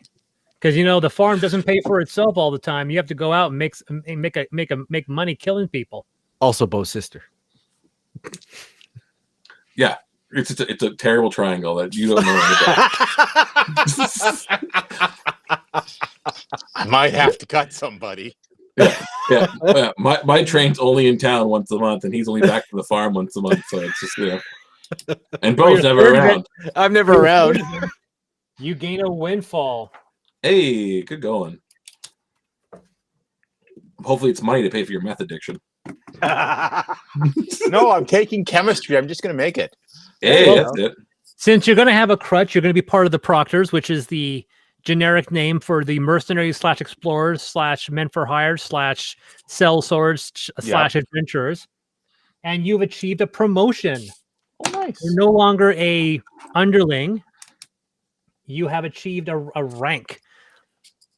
I will say we're going to say that you are a lieutenant in the Proctors. So it's an American-based organization then, not a British or a Canadian one. Well, or sorry, it's a lieutenant. Sorry, let's just yes. This means you have advantage on charisma intimidation checks with other people under your command or influence. Okay. And for your final event, it'd be great was like a tragedy and you get drummed out of the military. Let's sign up. Okay. No, you get another windfall. Those are the best. Wow. Things are Smart, looking up man. Millhouse. A little bit of meth addiction, but everything else is going pretty good in my life. No, the meth addiction's great. Yeah, it's how you get everything done. That's how I'm able to afford the farm and all the rest of it. That's it. A little Wolf of Wall Street action going Hey, on. Chris, Yep. you are now a captain. Oh my God. because you got another reputation rank. If it was one digit higher, you would have recovered from your addiction, but no one wants that. Yeah.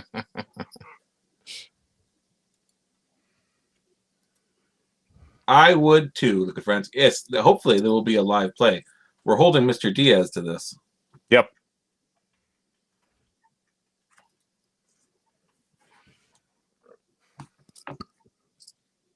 One of these days, I'll play with that. I used to. I think Chris and I remember days when we used to sit down just making mecha. I still have spreadsheets for that. When we I had don't a remember live- things over 100 years old, so.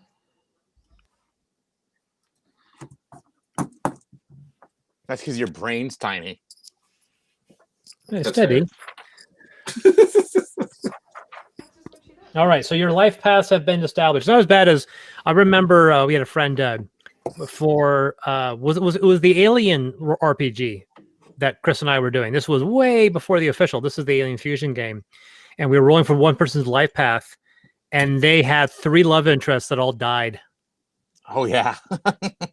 and one of them was kidnapped, and then her finger was sent in a box. Oh, Jeez. Uh, And he became a doctor. You got to. and then the first thing he did when he got a sample of alien DNA was he fed it blood from a human to see what happened. Guess what happened? And then we had to run.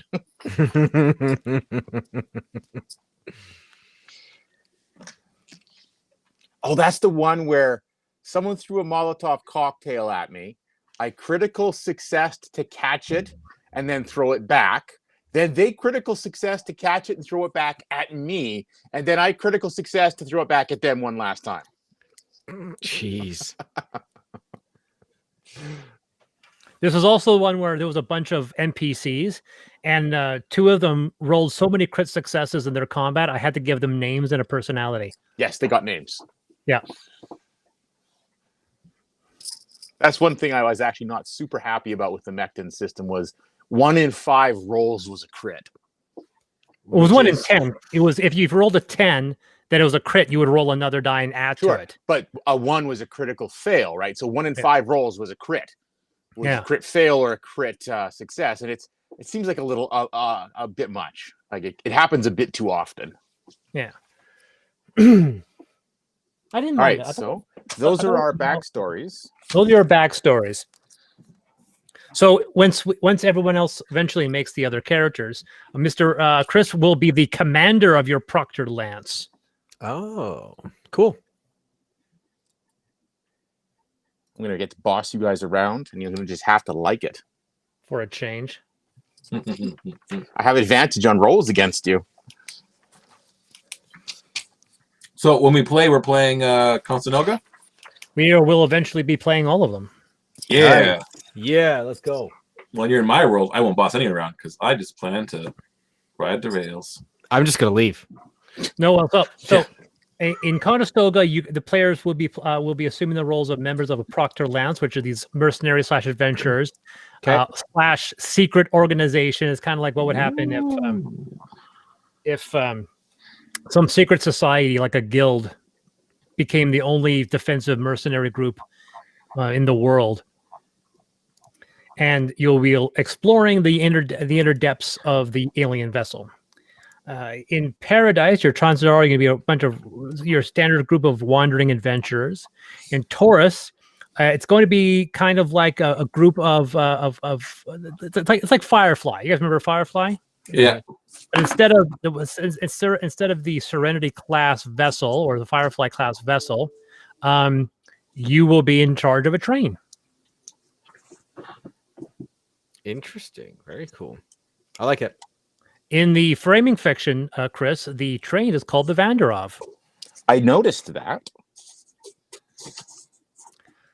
Shout out to Bernard Wright who backed the campaign. I'm probably going to be reaching out to everyone who's ordered a single print of something and going, which one do you want? And why is it one so much better that you're not going to pay a little bit more to get all 3? I have this funny feeling it's going to be Taurus for all of them. Everyone wants steampunk. That's why I'm trying to pump up Paradise and Conestoga and make them kind of more awesome. Because even when I was writing Taurus, I was like, damn it, I wanted these to be even. Taurus was just getting too cool. Well, like the fact that I have all these firearms. And normally, if you could have an autoloader, you wouldn't bother having a cap lock pistol. So in the game, the rule is that the cap lock pistol can have 5 enchantments, and the autoloader can only have 3. So the cap lock pistol, which is beyond being more annoying to load, because you have to put the caps on the back of the revolver and then put the bullets in from the front each time. But then so you have stuff like, well, when I fire my gun, I can reverse time and put the bullet back into the barrel like in Tenet, or I can have it go around corners, or I can have it go through stuff, or I can have the caps magically just appear, so I don't have to bother loading the caps. The caps just magically pop up. Go around corners, a la Wanted. Yeah, except it's the gun. And of course, the gun is going to probably look like the weapon you want. They do that in Wanted with guns. Yeah, they bend bullets. Yeah, but that's supposed to be their superpower rather than the guns being responsible for it. Tomato to potato. Did you see Mythbusters test that one? Yeah, it was awesome. Turns out it doesn't work unless you have magic. Thankfully, in Taurus, we do. You don't say. I was actually most excited for Conestoga until you put in Oxomancer, and I was like, man, a deck-based. I'm excited for that. Yeah. Yeah, it's yeah, for me it was Taurus was the one that was really hooking me, but I kind of like Paradise now. Yeah, I got to get more people liking the other ones. Of like, if everyone's gonna like Taurus, I'm like, the other ones are good too. The mecha construction system's really nice. All my kids are kind of cool. You got a favorite kid though. Yeah, that's the problem. Clearly it's Taurus.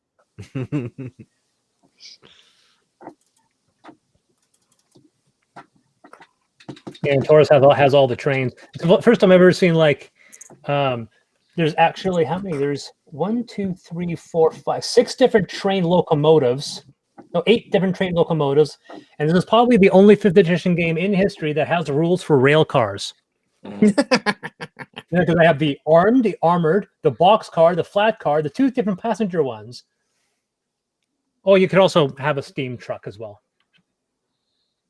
Yeah, do you have the bubble cars with the viewing thing on top? Yeah, that's going to be the first. That's the first class passenger car.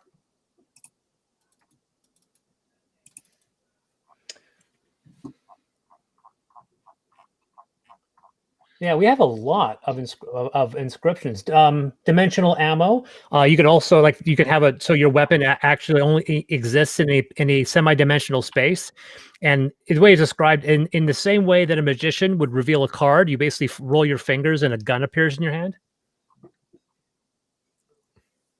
You can electrify your bullets. You can add fire to your bullets. $525 away from 70 grand. Getting close.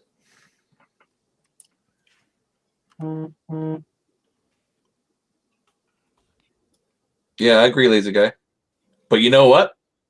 Everyone should get all 3 because eventually you're going to want to play something different.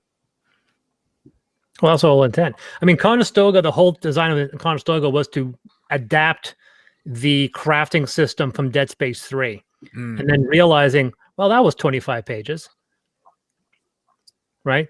But it is kind of it is. Let's be honest, it is a magical system when you think of the technicalities to it. It's like, what is it here?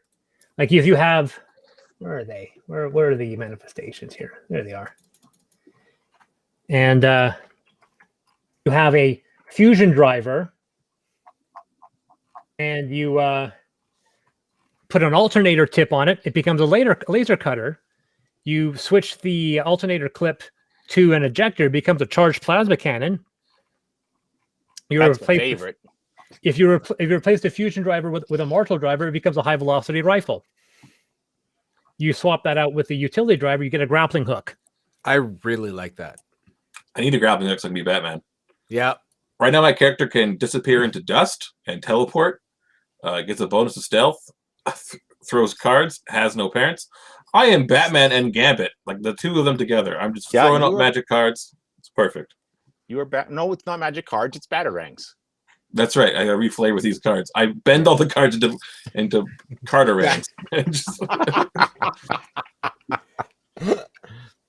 Cut them up. Chris, question for your for your Kickstarter. When is your super deluxe mega Golden Archers edition hitting the live on the Kickstarter? People can start to upgrade to buy to that one. It's going to be Tomorrow. when we cross 70, or when Nick supplies me with 3D renders of what it's going to look like. I don't want to unlock it until I actually can show people something. So once Nick has sent me renders, or when we cross 70K, whichever comes last. So my guess is that it's going to be Saturday or Sunday. And then we're going to have a whopping only 5 days of it being live for people to upgrade their pledges until we end. Well, right now it says 7 days to go, right? Or 7 days as of now. We end at 10 a.m. on Thursday, next Thursday. We started on a Tuesday, but it's 30 days. So it's 31 days in March, so we end on a Thursday.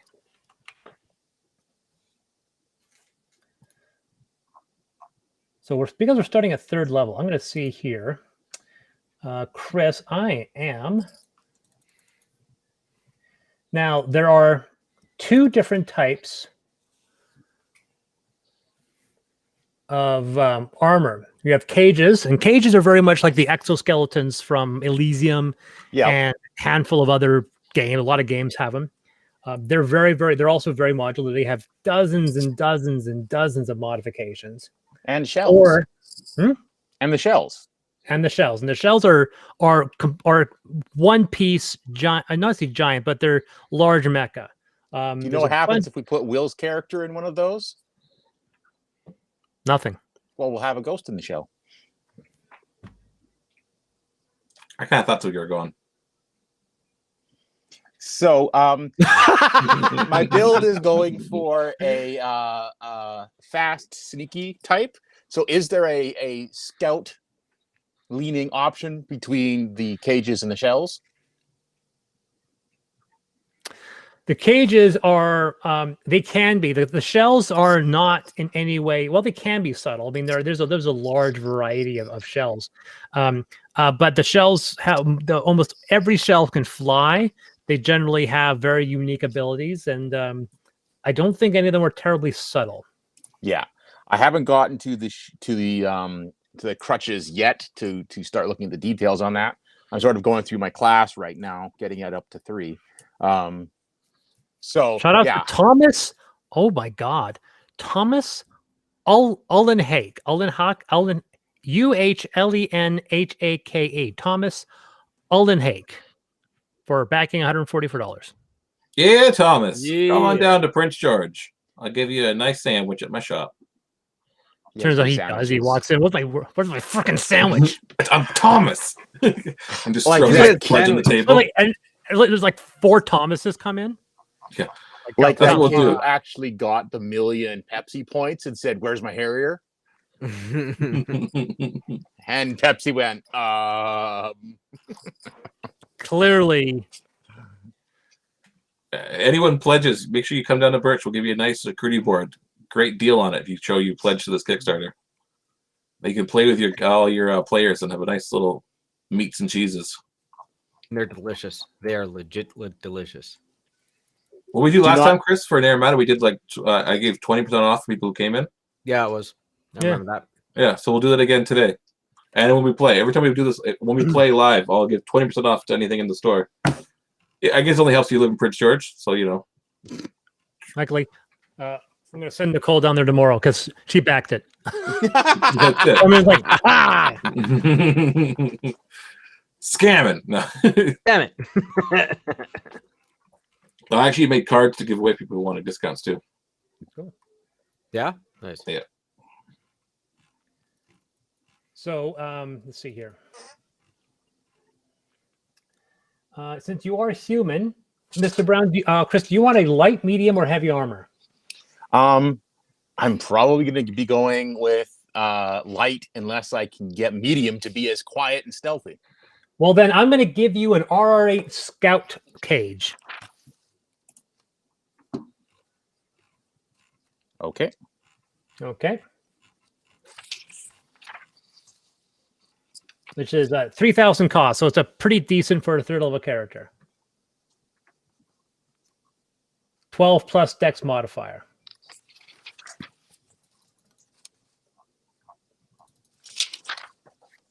It doesn't have the most hard points. It's got 3 hard points. You can add 3 modifications to it. Yep. There are 3 pages of modifications. Yes, I'm going to be there shortly. I just need to go look at my archetype now.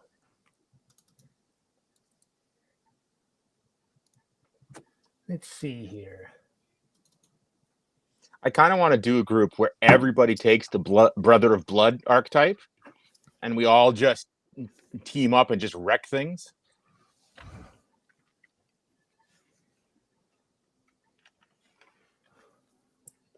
Come on down. We'll hook you up. It's too lazy. That's true. He is the one lazy guy, so he can't. The one. The only one. The only one. Not in my life. Okay. I will also allow you to pick one basic light armor modification, Chris. So not any of the advanced ones, but any one light armor modification. So blade, gauntlet, gravity anchors, jet boosters, magnetic shield, motor system, reloader, secondary arms. Well, I'm done my ladder now, so it's time to look at gear. So William, for your, because obviously you're still going to be a guy who's going to be using a gun, right? Yes, I'd like a revolver. So I use one light or one two-handed weapon. I want a revolver and some. I can wear medium armor as well. Light or medium. Okay. Now, in previous Ultramodern, that would just be there's only one revolver. I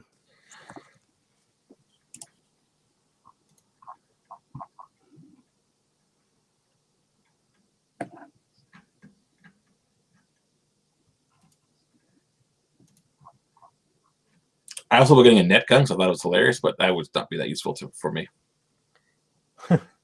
There is you have an automatic revolver, you have a band revolver, you have a double action revolver, you have a manifold revolver, and you have a single action revolver. Ooh, Clint Eastwood preferred the double action revolver. Mm-hmm. I'll go with that.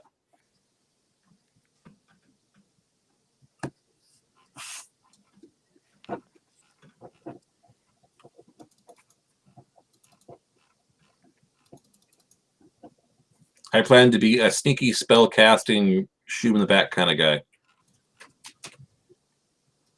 I mean, really, it's only a pity they're awake. Yeah. Now, a double action revolver is a breech loading 6 bullets. If you're looking for one that does a lot of damage, you want the high caliber semi-auto. But the double action revolver is a 1d6 piercing. It's a breech. You can have 4 inscriptions on it, so it's kind of in the middle. Oh, is it just a single action that has 6 inscriptions? I want inscriptions. That's the coolest thing about the system. The single action revolver can have 5 inscriptions, exactly the same. It is a breach 6 as well, because it's the same type of weapon, except that you have to. It has the draw property because it's a single action. This is a new property introduced in Taurus. And for this one, it is this weapon requires a hammer to be pulled back and locked, although this can be done for free as part of an action. It does prevent this weapon from firing quickly on a turn. Unless you have a hand free, a drawn weapon can only be fired once per attack. Having a free hand removes this limitation. Additionally, as a bonus action, you can cock the hammer. If you do, your next attack roll with this weapon gains a +1 bonus. Having the hammer cocked all the time is stupid. And it is never assumed that you're cocked outside of combat. It says here, a GM should punish a player for attempting to keep a firearm hammer cocked at all times. 50% chance each 10 minutes the weapon discharges. Pop. Awkward. Funniest when you've got your yes. gun. Yes, stuffed Scott in your Ryan. belt. This is from the Affinity Kickstarter, which is available, which is on Kickstarter now. It's approaching 70K. There is the address. You can also look up just Affinity 5e Kickstarter on Google, and they'll take you there as well.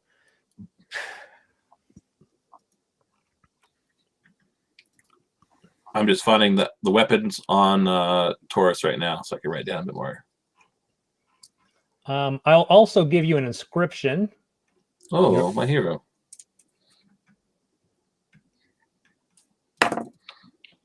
Let's see. I'll let you grab any 1,000 or less inscription. So any inscription that costs 1,000 brass or less. Done. So the finance, thank you, Scott. The finance system is brass. Brass is the basic. Now, this is not brass that you think of brass. And then we actually go into details on the currency. What's the brass tax on the currency? Funny.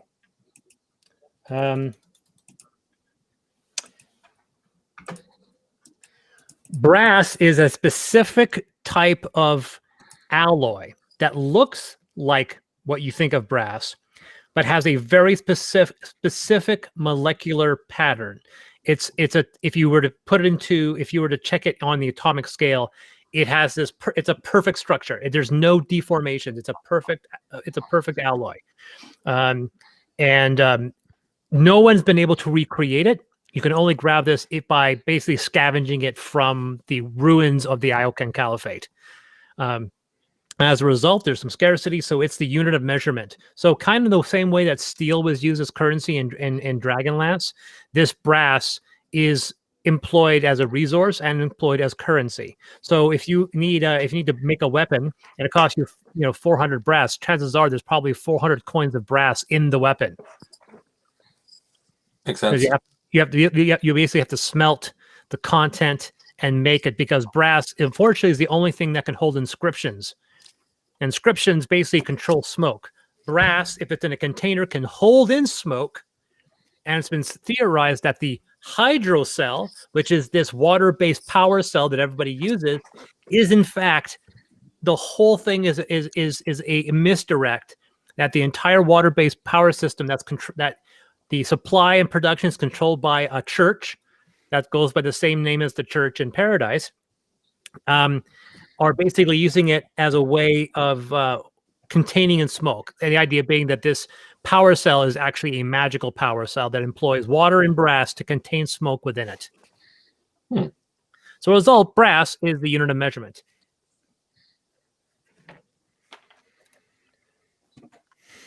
But yes, the very magic of the world is also the base unit of measurement.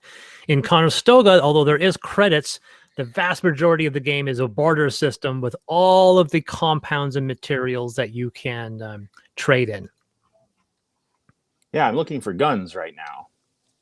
Well, you don't get a gun, Chris. What you will get, would you want a one-handed frame, a two-handed frame, or a heavy frame? Well, I picked firearm stabilizer for my module, so I want to get two-handed frames. Two-handed. Okay, so you want two-handed frames. Yep. Okay, so you can pick either you can pick up two uncommon standard frames if you wish. The Den 3s. The Den 3 standard frame. Okay. That can have two drivers, up to one upgrade, and up to two additional attachments. Okay. Now, this, in case you're wondering what this means, the fact that you can have two drivers indicates that two-handed weapon is in fact two guns. So if you have two guns, two turrets, you technically have four guns. That is amazing. With simple modifications, you turn your one gun into five guns, to quote Simpsons. So yes. And like I said, you can put any common drivers you want on them at that point. For the two-handed, of course. So you can have a tool driver, martial driver, ion driver, fusion driver, flechette, elemental, blast, or blade. and then you can attach any common index to any of them as well. So you can basically create 4 different unique weapons to satisfy what you need. Yeah. It would make sense to not have them all be laser guns. You might want to turn one into a contact blaster, which is an area effect personal weapon. You basically aim it at the ground, and it fires a blast wave in every direction. Mm-hmm. You can have an electrical whip. Electric whip is pretty cool. How about a sticky grenade? Well, I'm gunslinger, How about so a chainsaw? How about a chainsaw? those are all amazing, but I pretty much have to go with guns. How about a phase generator? Ooh, how about a gravity manipulator? You can have that too. Just have That sounds fun. a repeater That- index on a utility driver. See you, Just a Userman. Name. Thanks for stopping by.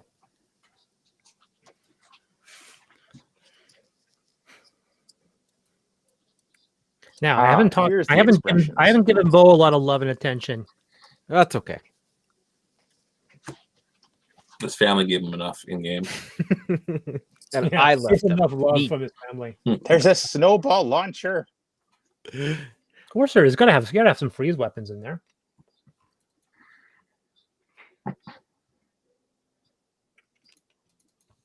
Oh, what background are you guys picking? I'll go with you, Bo, first. What are you? I am just 1 second here. Abecedarian. That's your class. Yeah, hang on. Yeah. You can pick a one from Ultramodern, or you can pick one of the 3 or 4 currently. We probably will have more in Paradise. Yeah, I'm definitely going. I was thinking of doing. I mean, thematically, the Damon Oblate kind of fits. Okay. Yeah. Okay, that makes sense. Let's see if your life gets altered as a result.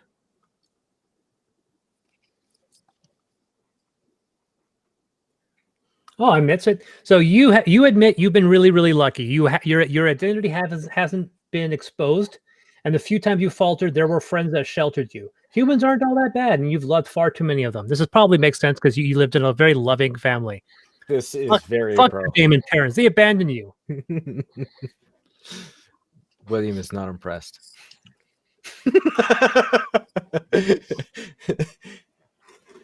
No.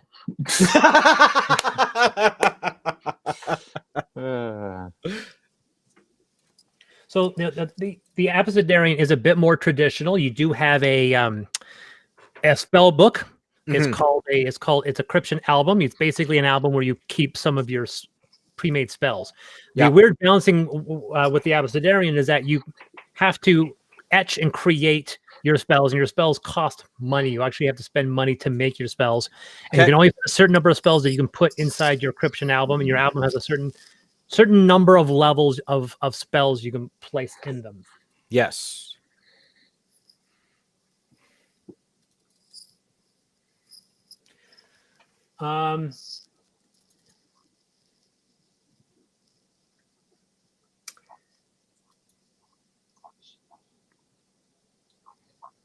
I will also give you, if you wish, you can have a brand where the words that you use to make your spells, one of them is literally burned into your skin. And because your skin is basically a set of clothes, you can only get that boon when you're wearing that specific set of skin. Oh, I see. Okay, cool. I will take a brand, I think.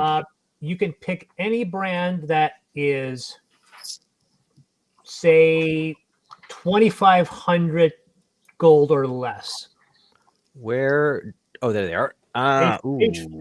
Page 120. Ooh, I'm gonna have to look at this.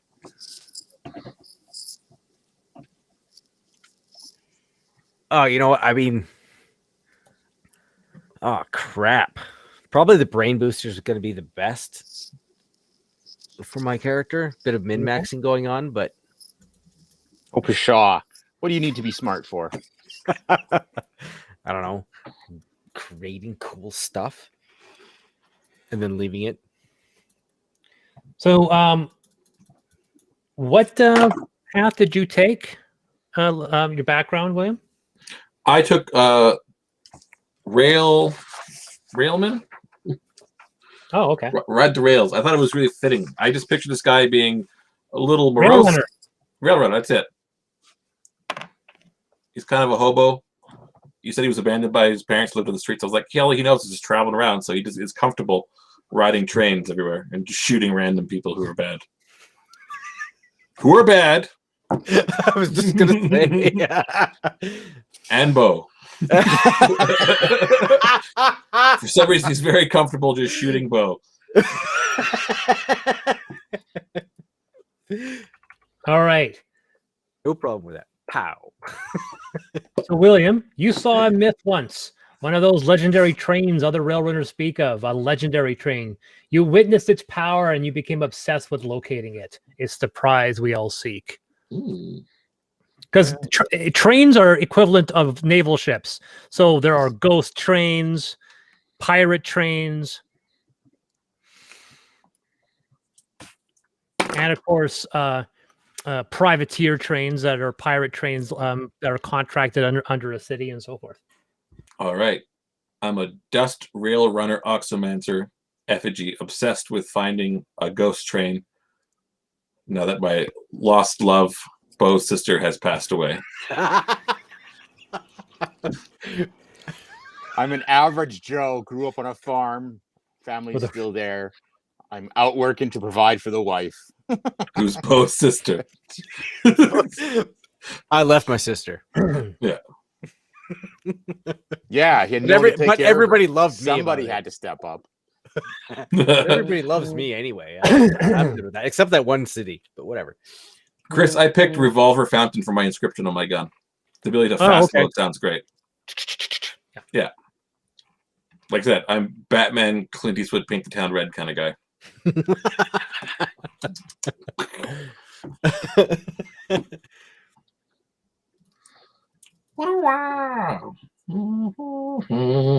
So, Chris, I'm going to assume have you picked the Proctor background, or you're going with something else like an X-Jacker or? I had picked Average Joe. From Average Joe from Ultra. Is that an Ultra Modern? Yep. I needed to get stealth skill from somewhere. Oh. Did Proctor give stealth skill? I don't believe so, no.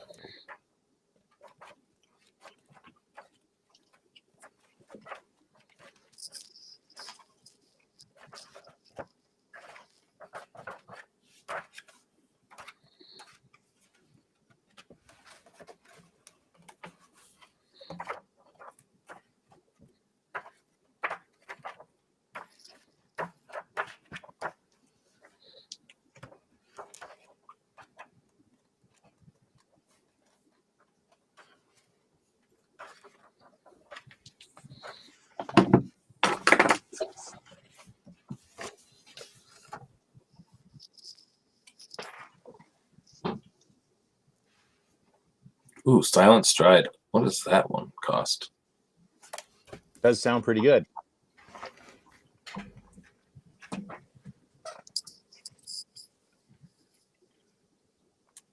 Now, Proctor's give you engineering, history, medicine, nature, or sciences. Yeah, I had those already. Hey, Chris. Yep. No, the other Chris. Did you see the message from the one lazy guy? What? Oh. What we'll do here, I'll talk about the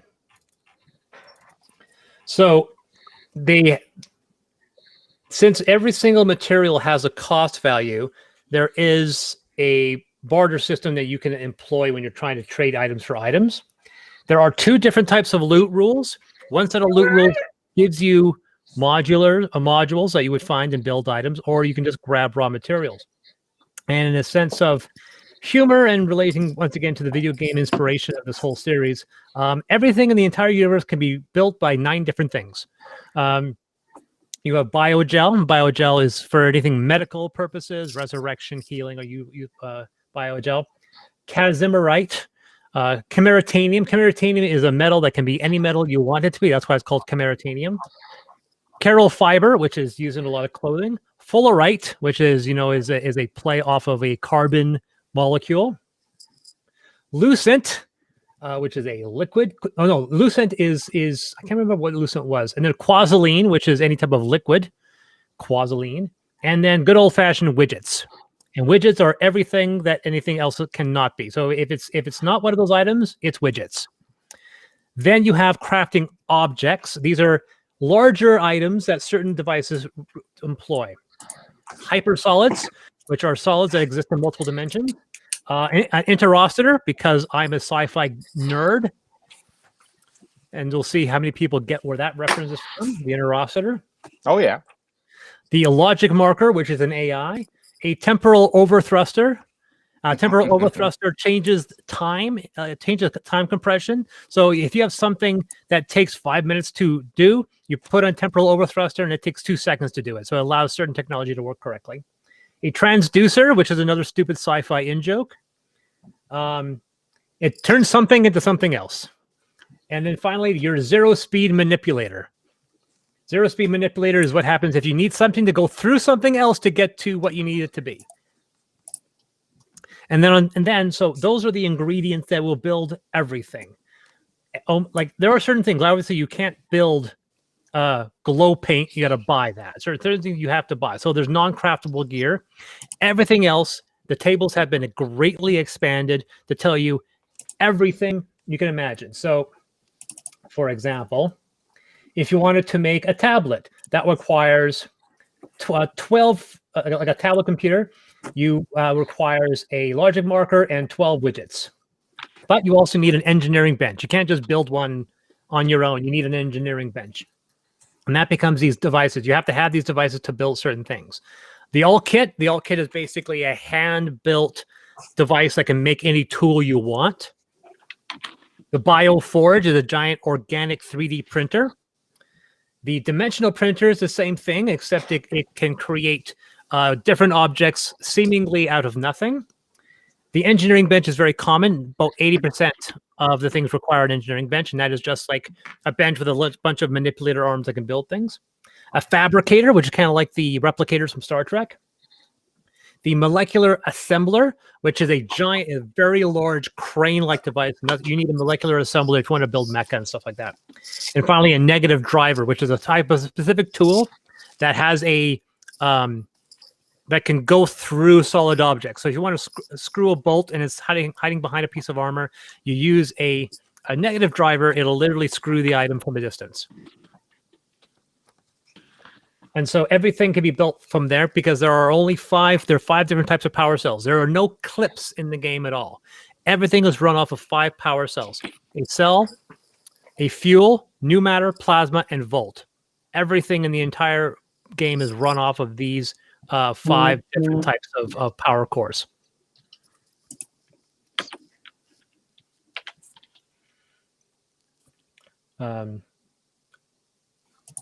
Yeah. So usually you need a lot of widgets. Widgets are usually the end all be all thing for everything else.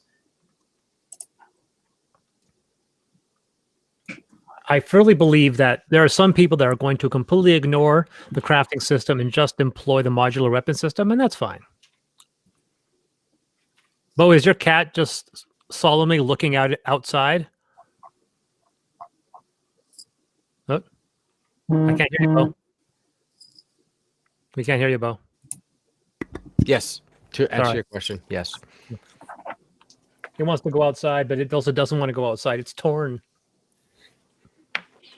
Yeah, no, you're not wrong.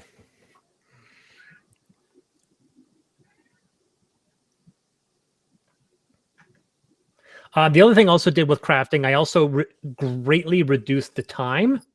So everything now has a build time in hours.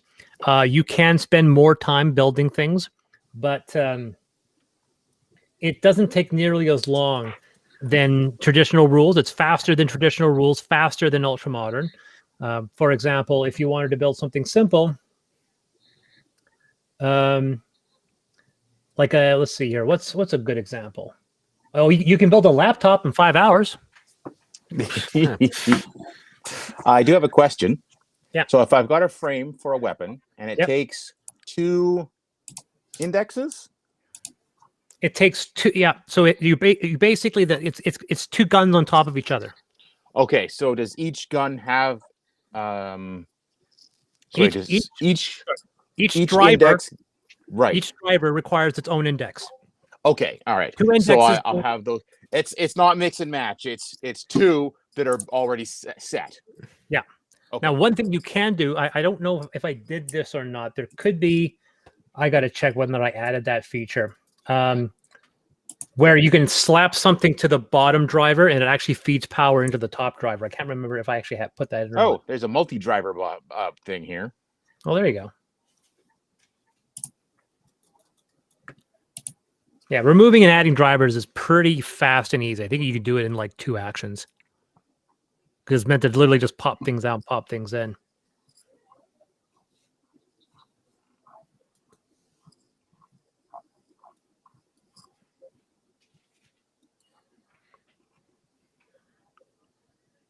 Chris, for the Chrysalis and you have Chrysalis Greater as well as Chrysalis Master. How does that progression happen? I can't. What are you referring to? Sorry, I can't keep everything in my brain at once. What page are you on? It is on page 73 according to Adobe Acrobat. Yeah, do not look at the pages on the binder. Yeah. All the feats. Yeah, so there's Chrysalis, Chrysalis Greater, and then Chrysalis Master. It seems like there's a growth progression, but how does that happen? I just might have missed it. Well, you need Chrysalis for Chrysalis Greater, and then you need Chrysalis Greater for Chrysalis Master. Yeah, but how do you get to Chrysalis Greater is my question. Well, they're feats, right? So in 5th edition, when you reach a level you can pick an ability score modifier. Yeah. Instead of picking the ability score modifier, you can pick a feat. Now I see. Yeah. So in with these feats, these replace your ability score modifier. Right. Oh yeah, I got you. Yeah. So in the same case, the Chrysalis, once again, you can maintain 5 different humanoid shells or skins. I'm feeling like Gladys today. The movie Split comes to mind.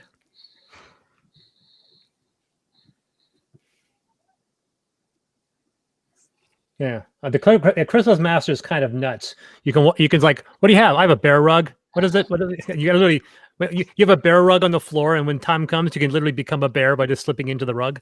Mm-hmm. I'm kind of excited about that one.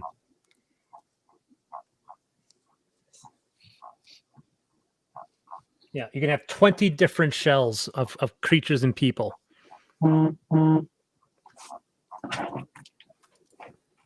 Well, this is ridiculous. What? I'm firing plasma cannon D12 one-handed. If I go with 2 fusion drivers and junction and accelerator indexes.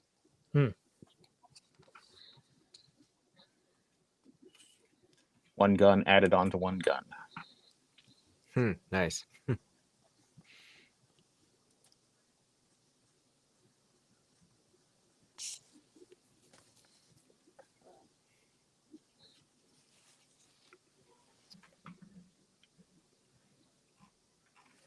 I fully admit that we're going to be definitely playtesting. Hopefully, I think when we launch the Pledge Manager, it's going to keep on running, and sometime about a month after that, all the playtest files will go live, so people are going to be able to play this, and we'll most likely break the system in ways I didn't foresee.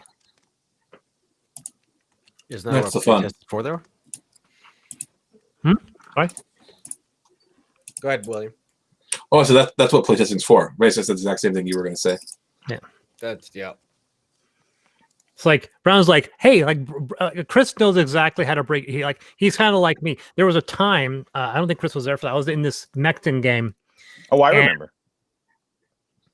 And I was a player, and being a person who at this point had designed about 400 different mecha using the system, the GM said, "You have 300 points to make your mecha," and the players were going like, "I'm going to do transformation, and I'm going to have flight. I'm going to go 500 squares," and then I was like, "Okay." I'm going to have command armor, and I made a relatively simplistic. It was a Gundam. I actually took a drawing of a Gundam with a very, very big gun. Like, what? Do you have any other guns? No, I have one gun. Whoa, a Gundam with a big gun? Yeah, freakish, I know. So, So the other players built their mechs to do all kinds of fun things. You built yours to do one thing.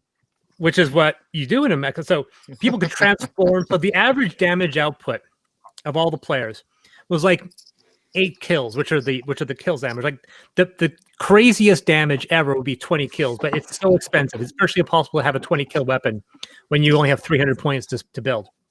The average weapons were going 6 to 7 to 8 kills. And usually their missiles are one-shot weapons.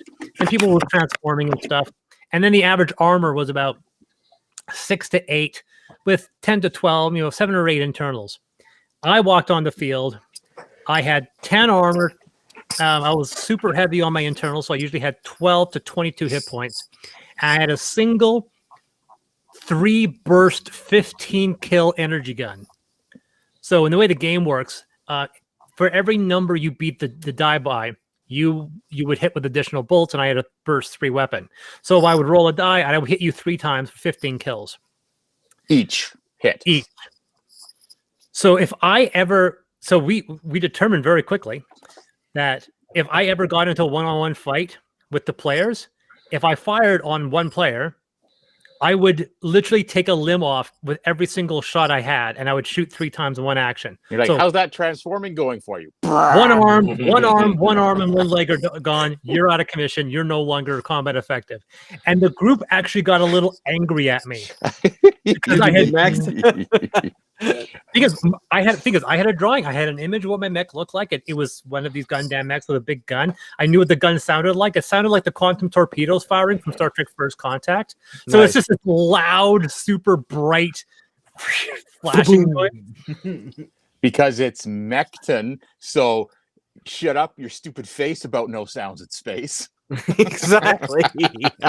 Everything makes sense. So yes, that was and the funny thing is because my character is designed, I wrote my character to be rather arrogant. A lot of the other characters didn't like me, so they're trying to get me out. And I was looking at it logically from a military group. Like, wait a second, I am quite literally the most powerful soldier in this entire group. You would tolerate any assholiness I would have because I'm the single most powerful person on the battlefield. Well, they put up with a lot at any rate. Exactly. But yes, it's like when we did. It's like when we did terminals, and everyone had made different characters. Boy, everyone got the exact same number of points to build their mecha, but they were not even. Well, you flagged a lot of key systems to be for one person each. One question: remind me what the shotgun property does. Shotgun property does 3 extra damage when it's. I think it's within 30 feet.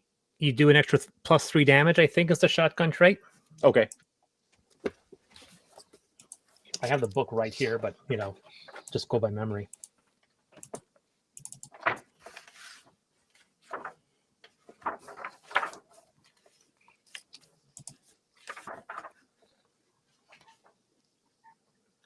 Yeah, shotguns do +3 damage if fired within 10 feet.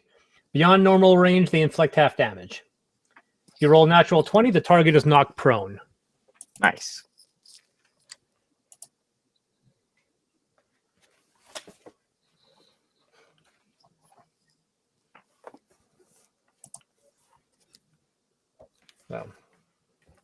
There are some other. I am moving over the traits from Ultramodern to to these games, and because Taurus, unfortunately, adds a bunch more.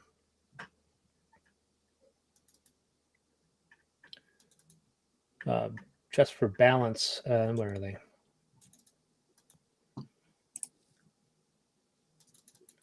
Let's see. We have draw, which we had mentioned. There's drum, which is a removable cylinder to hold ammunition. You have flintlock rules. The property of flintlock: no matter how many times you can fire this weapon on your turn, and no matter how fast you can reload after firing a flintlock weapon after reloading, it cannot be fired again until the beginning of your next turn. Additionally, if the wielder rolls a natural 1 in the attack with this weapon, the round fails to fire and the weapon cannot make attacks until its user uses an action to clear the malfunction. Incidentally, clearing a malfunction on a flintlock rifle in real life takes a great deal longer than 6 seconds. Trying to make this game fun, Mr. Brown. I know. Also, here's a piece of trivia. The very first casualty of the Civil War was somebody dying from a misfire. Their own weapon killed them. Their own weapon fired their ramming rods straight through their skull. Yeah, I don't know the detail, but it was a misfire. Was technically the first casualty of the American Civil War. So could we possibly get a preview of the crutch rules and gear, Conestoga? If you look on the main Facebook, on the Kickstarter page. Got your dog, man. If you look on the Kickstarter page, scroll down to go halfway, you will see a link for an Affinity preview. It's 3 chapters, 1 from each book. I think the Conestoga one might be the weapons or the gear, but it's one of the gear chapters from Conestoga. It's the magic chapter, and I think the inscription chapter from Taurus, and the magic chapter from Paradise. But if you check, there is a PDF you can download, which would have an early build of these sections before some of the stretch goals, so some more content will be added. What else we have? Fail to fire, which is a new property. This weapon is prone to malfunction as the wielder rolls a natural 1. Same thing, the weapon fails to fire. Magnetic, which is a new variation. Oh, we've added in thrower weapons. Thrower weapons are a new thing. They haven't been added into this table yet. It's a new thing for Taurus. Thrower weapons are tech level 0 railguns. Nice. They are low tech. But they have a couple of cool traits. The thing about the trait A, they are completely silent. They have absolutely no noise whatsoever because they are traditional. They're literally using real magnets, no electromagnetism, no buzz. You basically put something in, something fires out really, really fast. It can also be broken down, so it basically you can stow it and assemble it. It's one of the few weapons that can be broken down into components that are almost virtually impossible to identify. And they still have the magnetic property, so they have the Gauss property and the vector force property. Percussions employ the caps, so a cap lock weapon is a percussion weapon.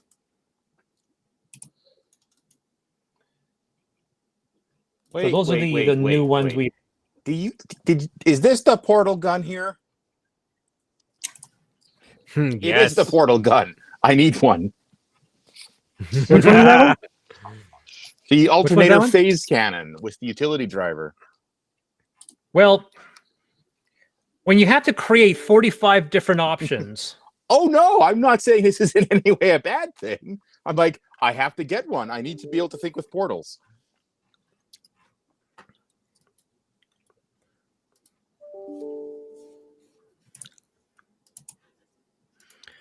Thank you, Dale, for your $31 pledge. Thanks, Dale. That's the other thing is I can totally understand why people would back the black and white monochrome PDF. Like, I want the content from all books. I don't want to pay extra for color because I'm going to print them out anyway. So I just want the black and white. But it's like, okay. That being said, you get both of them with the color version. You get both the black and white and the color version with the color pack. Did you just say portal gun? Somebody asked in Discord. Yes, I did. This is why I'm looking forward to the golem rules because that's something that I'm definitely exploring, the idea of so there's clay, there's a couple different variations of golem. So not just the clay and the iron and the stone and the flesh. There's also a wood golem I'm also developing and a few others. And then we're going to have a bunch of different golems, different challenge ratings. So yeah, you can start creating golems really, really easy. So the whole desire is to get these books all about the same length. And because Taurus is the longest book before the modifications, it has the fewest content stretch goals. And that's why Conestoga and Paradise have the most content stretch goals, because they, on their own, are the shorter of the two books. So thrower weapons are like slug throwers from Star Wars, sort of, not really at all the same, I guess, now that I think about it. Like I said, very often, like I like broad original ideas. When it comes to specifics, then I rip people off. So when it comes to the mechanics, every time I offer mechanics, like the setting of Affinity, I'm trying for it to be original. These universes are original, the interrelationship, the characters, the storytelling is original. But when it comes to the mechanics, it's about a lot more fan service. That's why, Ultramodern has a lot of fan service and so forth, and that's why we kind of pertain to a lot of fan service. So the throwers are inspired by a very specific type of weapon in a specific type of franchise. It is not Star Wars. It is something else. A very, very obscure science fiction franchise. It's a black hole. Tell me it's black hole. No. Why would it be black hole? First of all, black holes, they had straight on laser weapons and they were shaped like this. Remember, you had a handle and there was a gun on the top and the gun on the bottom. They just fired straight beams. That's why I picked it, because it's clearly not that one. That being said, I mean, that's kind of what you have, Mr. Brown. You have a little thing with a gun on the top and a gun on the bottom.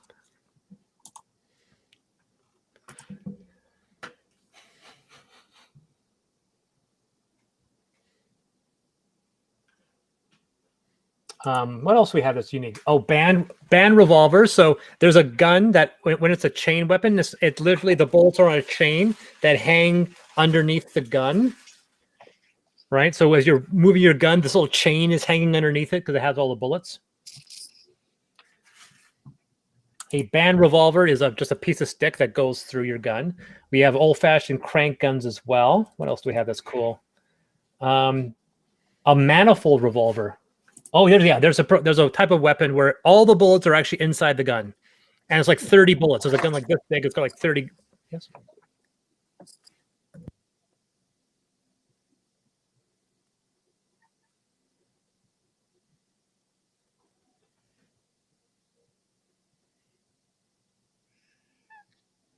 Hi, Bo's cat.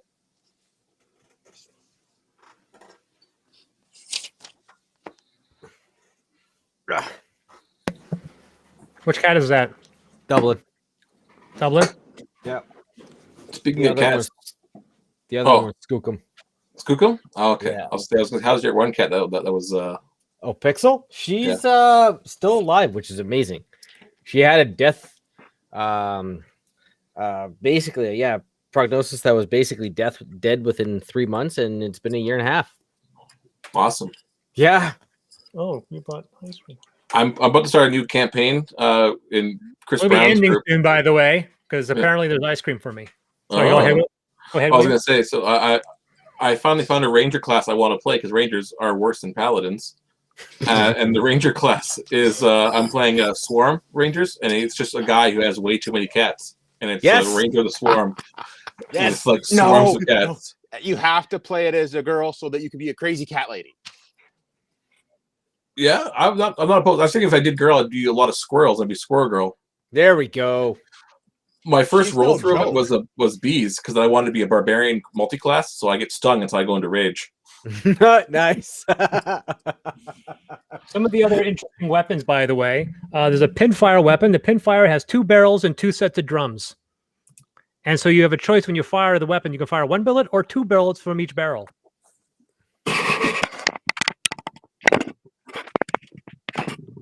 There's also the pepper box, which is a 9-barreled weapon. That's a classic. That's a real gun. All right, no, every single gun you'll find here, with the exception of the energy weapons and the throwers, are all real weapons that existed at some point during the last 200 years of history, mostly out of the Old West.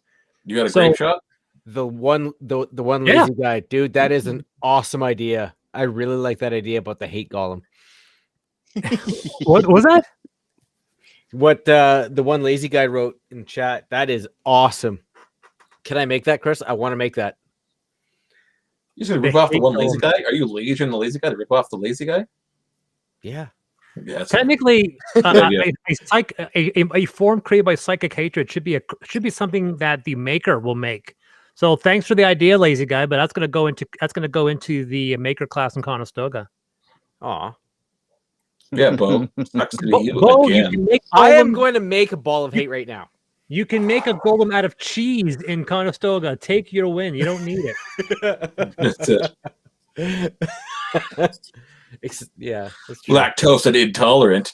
And back to the hateful golem. So we have two types of grape shots. We have a grape shot cap lock pistol and a grape shot cart. And so one of them is a traditional breech, and the other one requires a percussion, which is the caps. And so those are pistols that have shotgun undermounts. Nice. Like the Unfortunately- one in Westworld was Yeah. fantastic. A slightly fictional modification of an existing gun. Do you have the penis gun from Dusk Till Dawn? I was going to. Come on! Hey, wait. Remember, Stretch goal, 100 grand? we unlocked more guns for Taurus, so that'll be one of them. Yes. Please, thank you. We have the baby pistol, which is quite literally the baby pistol. Instead, we used to have only two types of gauge shotguns. Like we had a 12 gauge and a 10 gauge. We also now have a 6 gauge, a 3 gauge, and a single gauge punt gun. In case you're wondering, Single gauge generally punt gun. punt guns are only found mounted on boats, and they're used to hunt, they're used to hunt flocks of birds.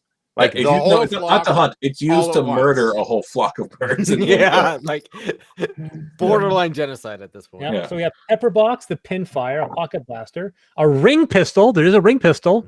So it's literally you put on a ring and you have a gun, a triplex pinch pistol, and a volcano pistol, which is once again these are all real weapons. How about Sounds like Squall's somebody's sword been gun? watching an awful lot of Forgotten Weapons. I commented if Forgotten Weapons covered it, I made stats for it. I said that specifically in one of my blog entries. Cane gun, a breech loading carbine, blunderbuss, the 10 gauge coach gun. That's basically what Viggo Mortensen was wielding in that one Western movie with Ed Harris. It was a 10 gauge coach gun. A contract rifle, which is a real weapon. What else we have here? Musket, a God Killer revolver, percussion rifle, percussion carbine, perdition, which is just a giant. The perdition is a giant high caliber weapon. It's the perdition is in the two-handed small arm, but it's a handgun because it's a handgun that's so big you literally cannot hold it with one hand. It does 1d8 plus 8 damage per shot. I have an inappropriate joke for that. I'm not going to say it. Exactly. Rotary flintlock, stopping pistol, the trench gun, which is the 12 gauge weapon. The trench gun, I do believe one of these weapons, maybe the trench gun is actually 6 barrels. Oh yeah, no, sorry, it's the triple shotgun. Triple shotgun, 3 barrels. You can fire all 3 barrels if you want. Do you have a sword gun from Squall, Final Fantasy 8? Yeah, you do. Yeah, I do. Yeah, you do. I'm going to send you a link, Chris. It's a gun you may not have seen. Because Is it the it whip is gun? amazing. The Indian whip gun. One of the worst design guns ever. This is the Curtis Bullpup from 1866. I don't know this one. Wearing this, I would be all.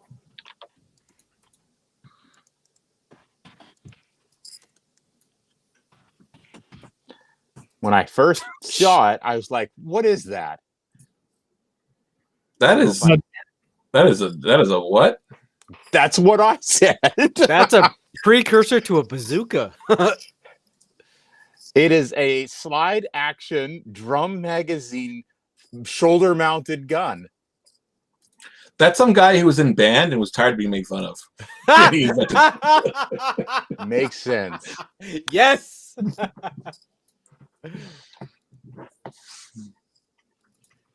All right, I'll add it.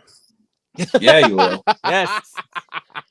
I just thought you would be interested to see it. I didn't require you to add it, but Brown, now you have to use it when we play Taurus together. you know what? I will. I will do that. Yes. Look at it. Look at it. It's uncomfortable to look at it. You're like, what is going on with that? Someone explains how it works and shows you how it's because they've got the picture where he shows the guy holding it from the patent application, and you're like, Yeah. okay, I see what you're doing. What? But that doesn't make any sense.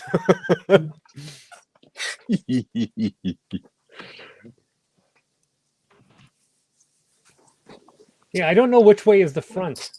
The part by the handle. You hold it right at the very front. And there's a little fold-down stock thing where you can see the leather strap. That leather strap goes on your shoulder. So you hold it like this. Well, the thing is that because I added all these new types, the draw weapon and so forth, that allowed me to create multiple new combinations of weapons. But that being said, once you expand, remember, there are only 30 tech level 0 weapons in Ultramodern, and now there are 100 using the same mechanics. So even when I've added 8 or 9 new properties, it was still hard to have every weapon be slightly different. Because every weapon is slightly different. Like, you don't have weapons that have, like, if a weapon has slightly more damage, another one will have less range, or another one will have different capacity of inscriptions. So like, that was the justification. Because why would, if someone could have a revolver, why would you have a cap lock unless there was some advantage by having the cap lock? Yeah, because when it comes down to it, the crunchy bits of the weapon are literally just the things in the table. And if you have something that is strictly superior to something else, why would anyone pick the worse option? Exactly. Flavor. Yeah. That's why I also wanted the expressions for Conestoga to have each one to be something kind of like, well, that's useful kind of thing. Yeah. Do you have the Apache revolver? Like I said, I probably, if the weapon hasn't been added, and I probably looked at it. Oh yeah, no, I saw this. I didn't add it.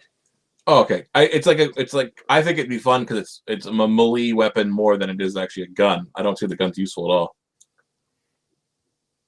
at all. Chris, I believe you said drivers and indexes. What about upgrades, attachments, or processors? Now that's what the game is for. Okay, so I'm just starting I with the gave you 4 drivers. guns. And I think index. that's enough. Nope. I'm absolutely. I just want to make sure that I was doing it right when I did not put them on. No, like that's once again, that's part of the loot and shoot rule mentality of Conestoga. I'm excited to get in and play and get these inscriptions for my character, a bit more of them. The silent step one makes me even more like gun-toting Batman.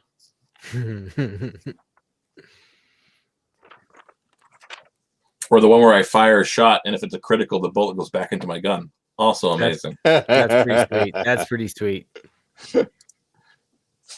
Yeah, there's some weird inscription. I mean, there are ones like if you saw the Dark Tower movie, which is awful, but there was some visuals with him with his guns. Like every one of those is in there, but there's a whole bunch of others as well. So the idea of loading the weapon really quickly, or rolling your drum across a bandolier and having the bullets magically fall in, stuff like that, or having you trying to load and then there's no bullets, but the bullets are literally forming in your hands as you're dropping them in the bullets because you have dimensional ammo and they're just simply dropping in where they need to go.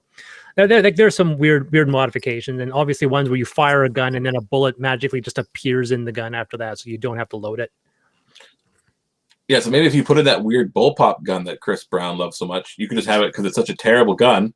It takes an hour to reload. That you get 10 inscriptions. If you spend a lot of money, you can do one cool thing a turn. You can't even. You can't even say that. Literally, nobody knows how the gun works. There's no information on it.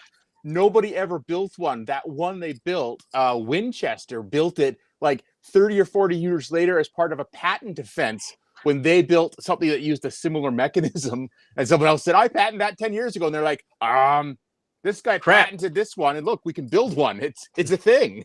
Yeah. It's possible no one has ever actually fired it. Oh man. So there's no information on how it is to reload, what it takes for ammo, nothing. Yeah, it only works with inscriptions. You must invest like 10 grand in inscriptions to get this gun to work. Yeah, well, I do believe the blunderbuss is the lowest tech weapon. I think it's a 6 inscription. So it's a super magical gun.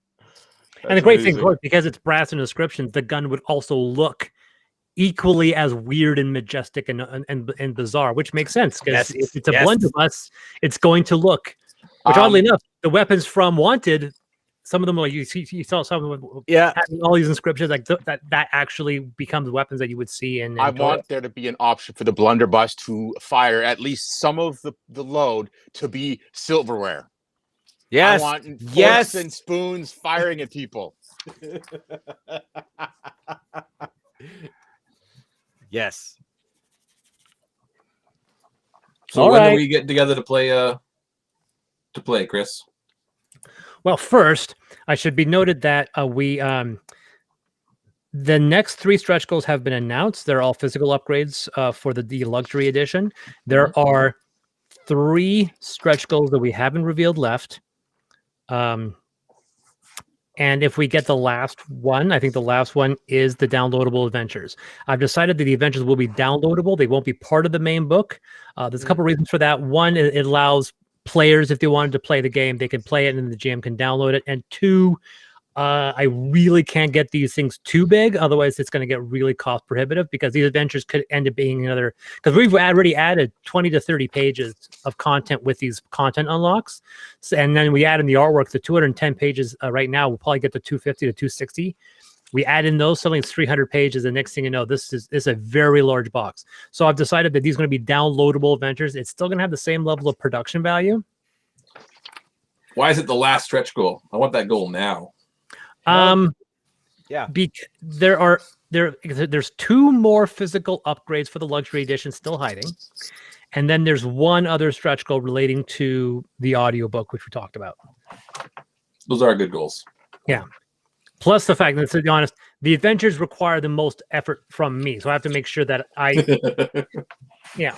also if I make them downloadable, I can push the rest of the game out to production much faster.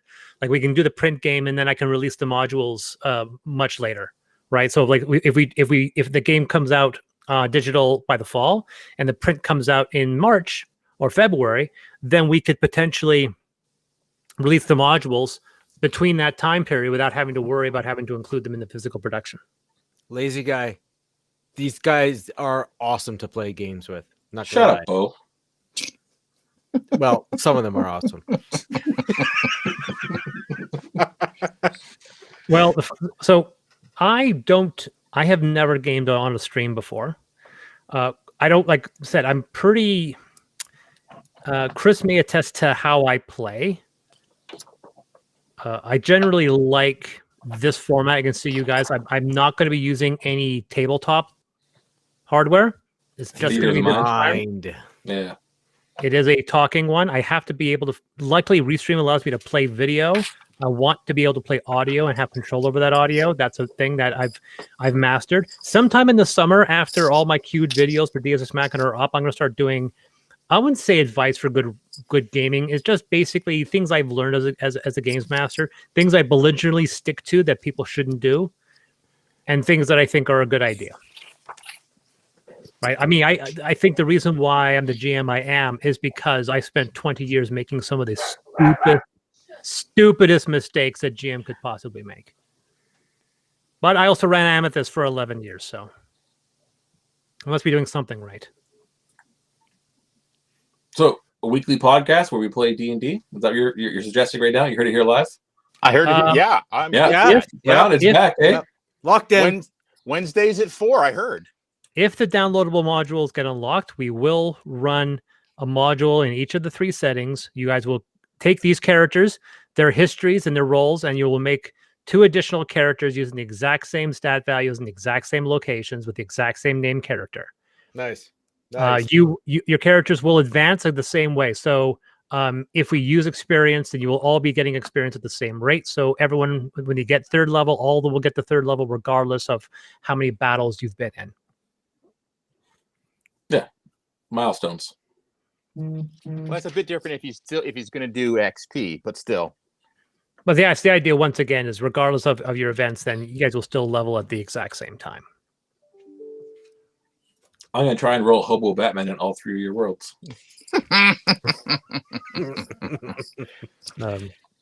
And obviously, and the narrative is going to be thematically connected to the modules. So the modules are going to involve unfortunate, weird encounters with the boogeyman and a weird book that seems to foretell a dismal future for your 3 realities. So that's going to be the adventure in question. Cool. Okay, so what we'll do, we'll leave it there, guys. I think we did pretty good. We're approaching 3 hours, and I don't want to run this too long. This is as long as I've talked to Bo. This is as long as you doesn't want have to talk to Bo. This is exact. I was just gonna say that. There's a timer. So you guys heard the joke, right? I sent you guys the message, the fact that somebody with Chris Brown's name tried to add me on Facebook, and he already had 5,000 friends. So I thought, is this a scam? And I looked at it like, this is a real guy. It's just really weird that, because Chris Brown's not an uncommon name. I actually literally know another Chris Brown on top of all this.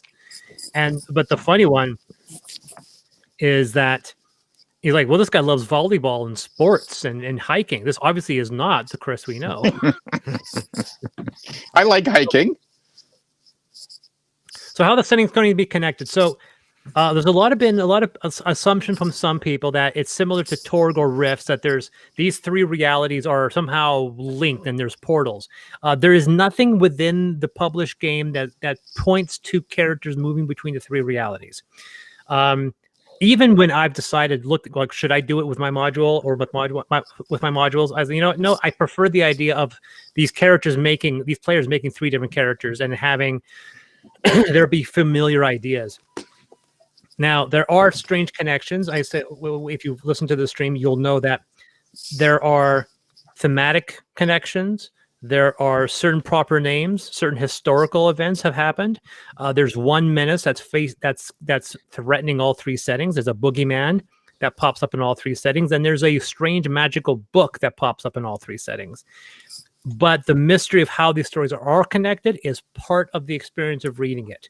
I want to create this series to be something that's enjoyable to read for GMs or players to read these books and to be drawn in by the setting and by its narrative, and not to have things spelled out for you. So if people are like, what's the ultimate connecting thread? What really ties these together?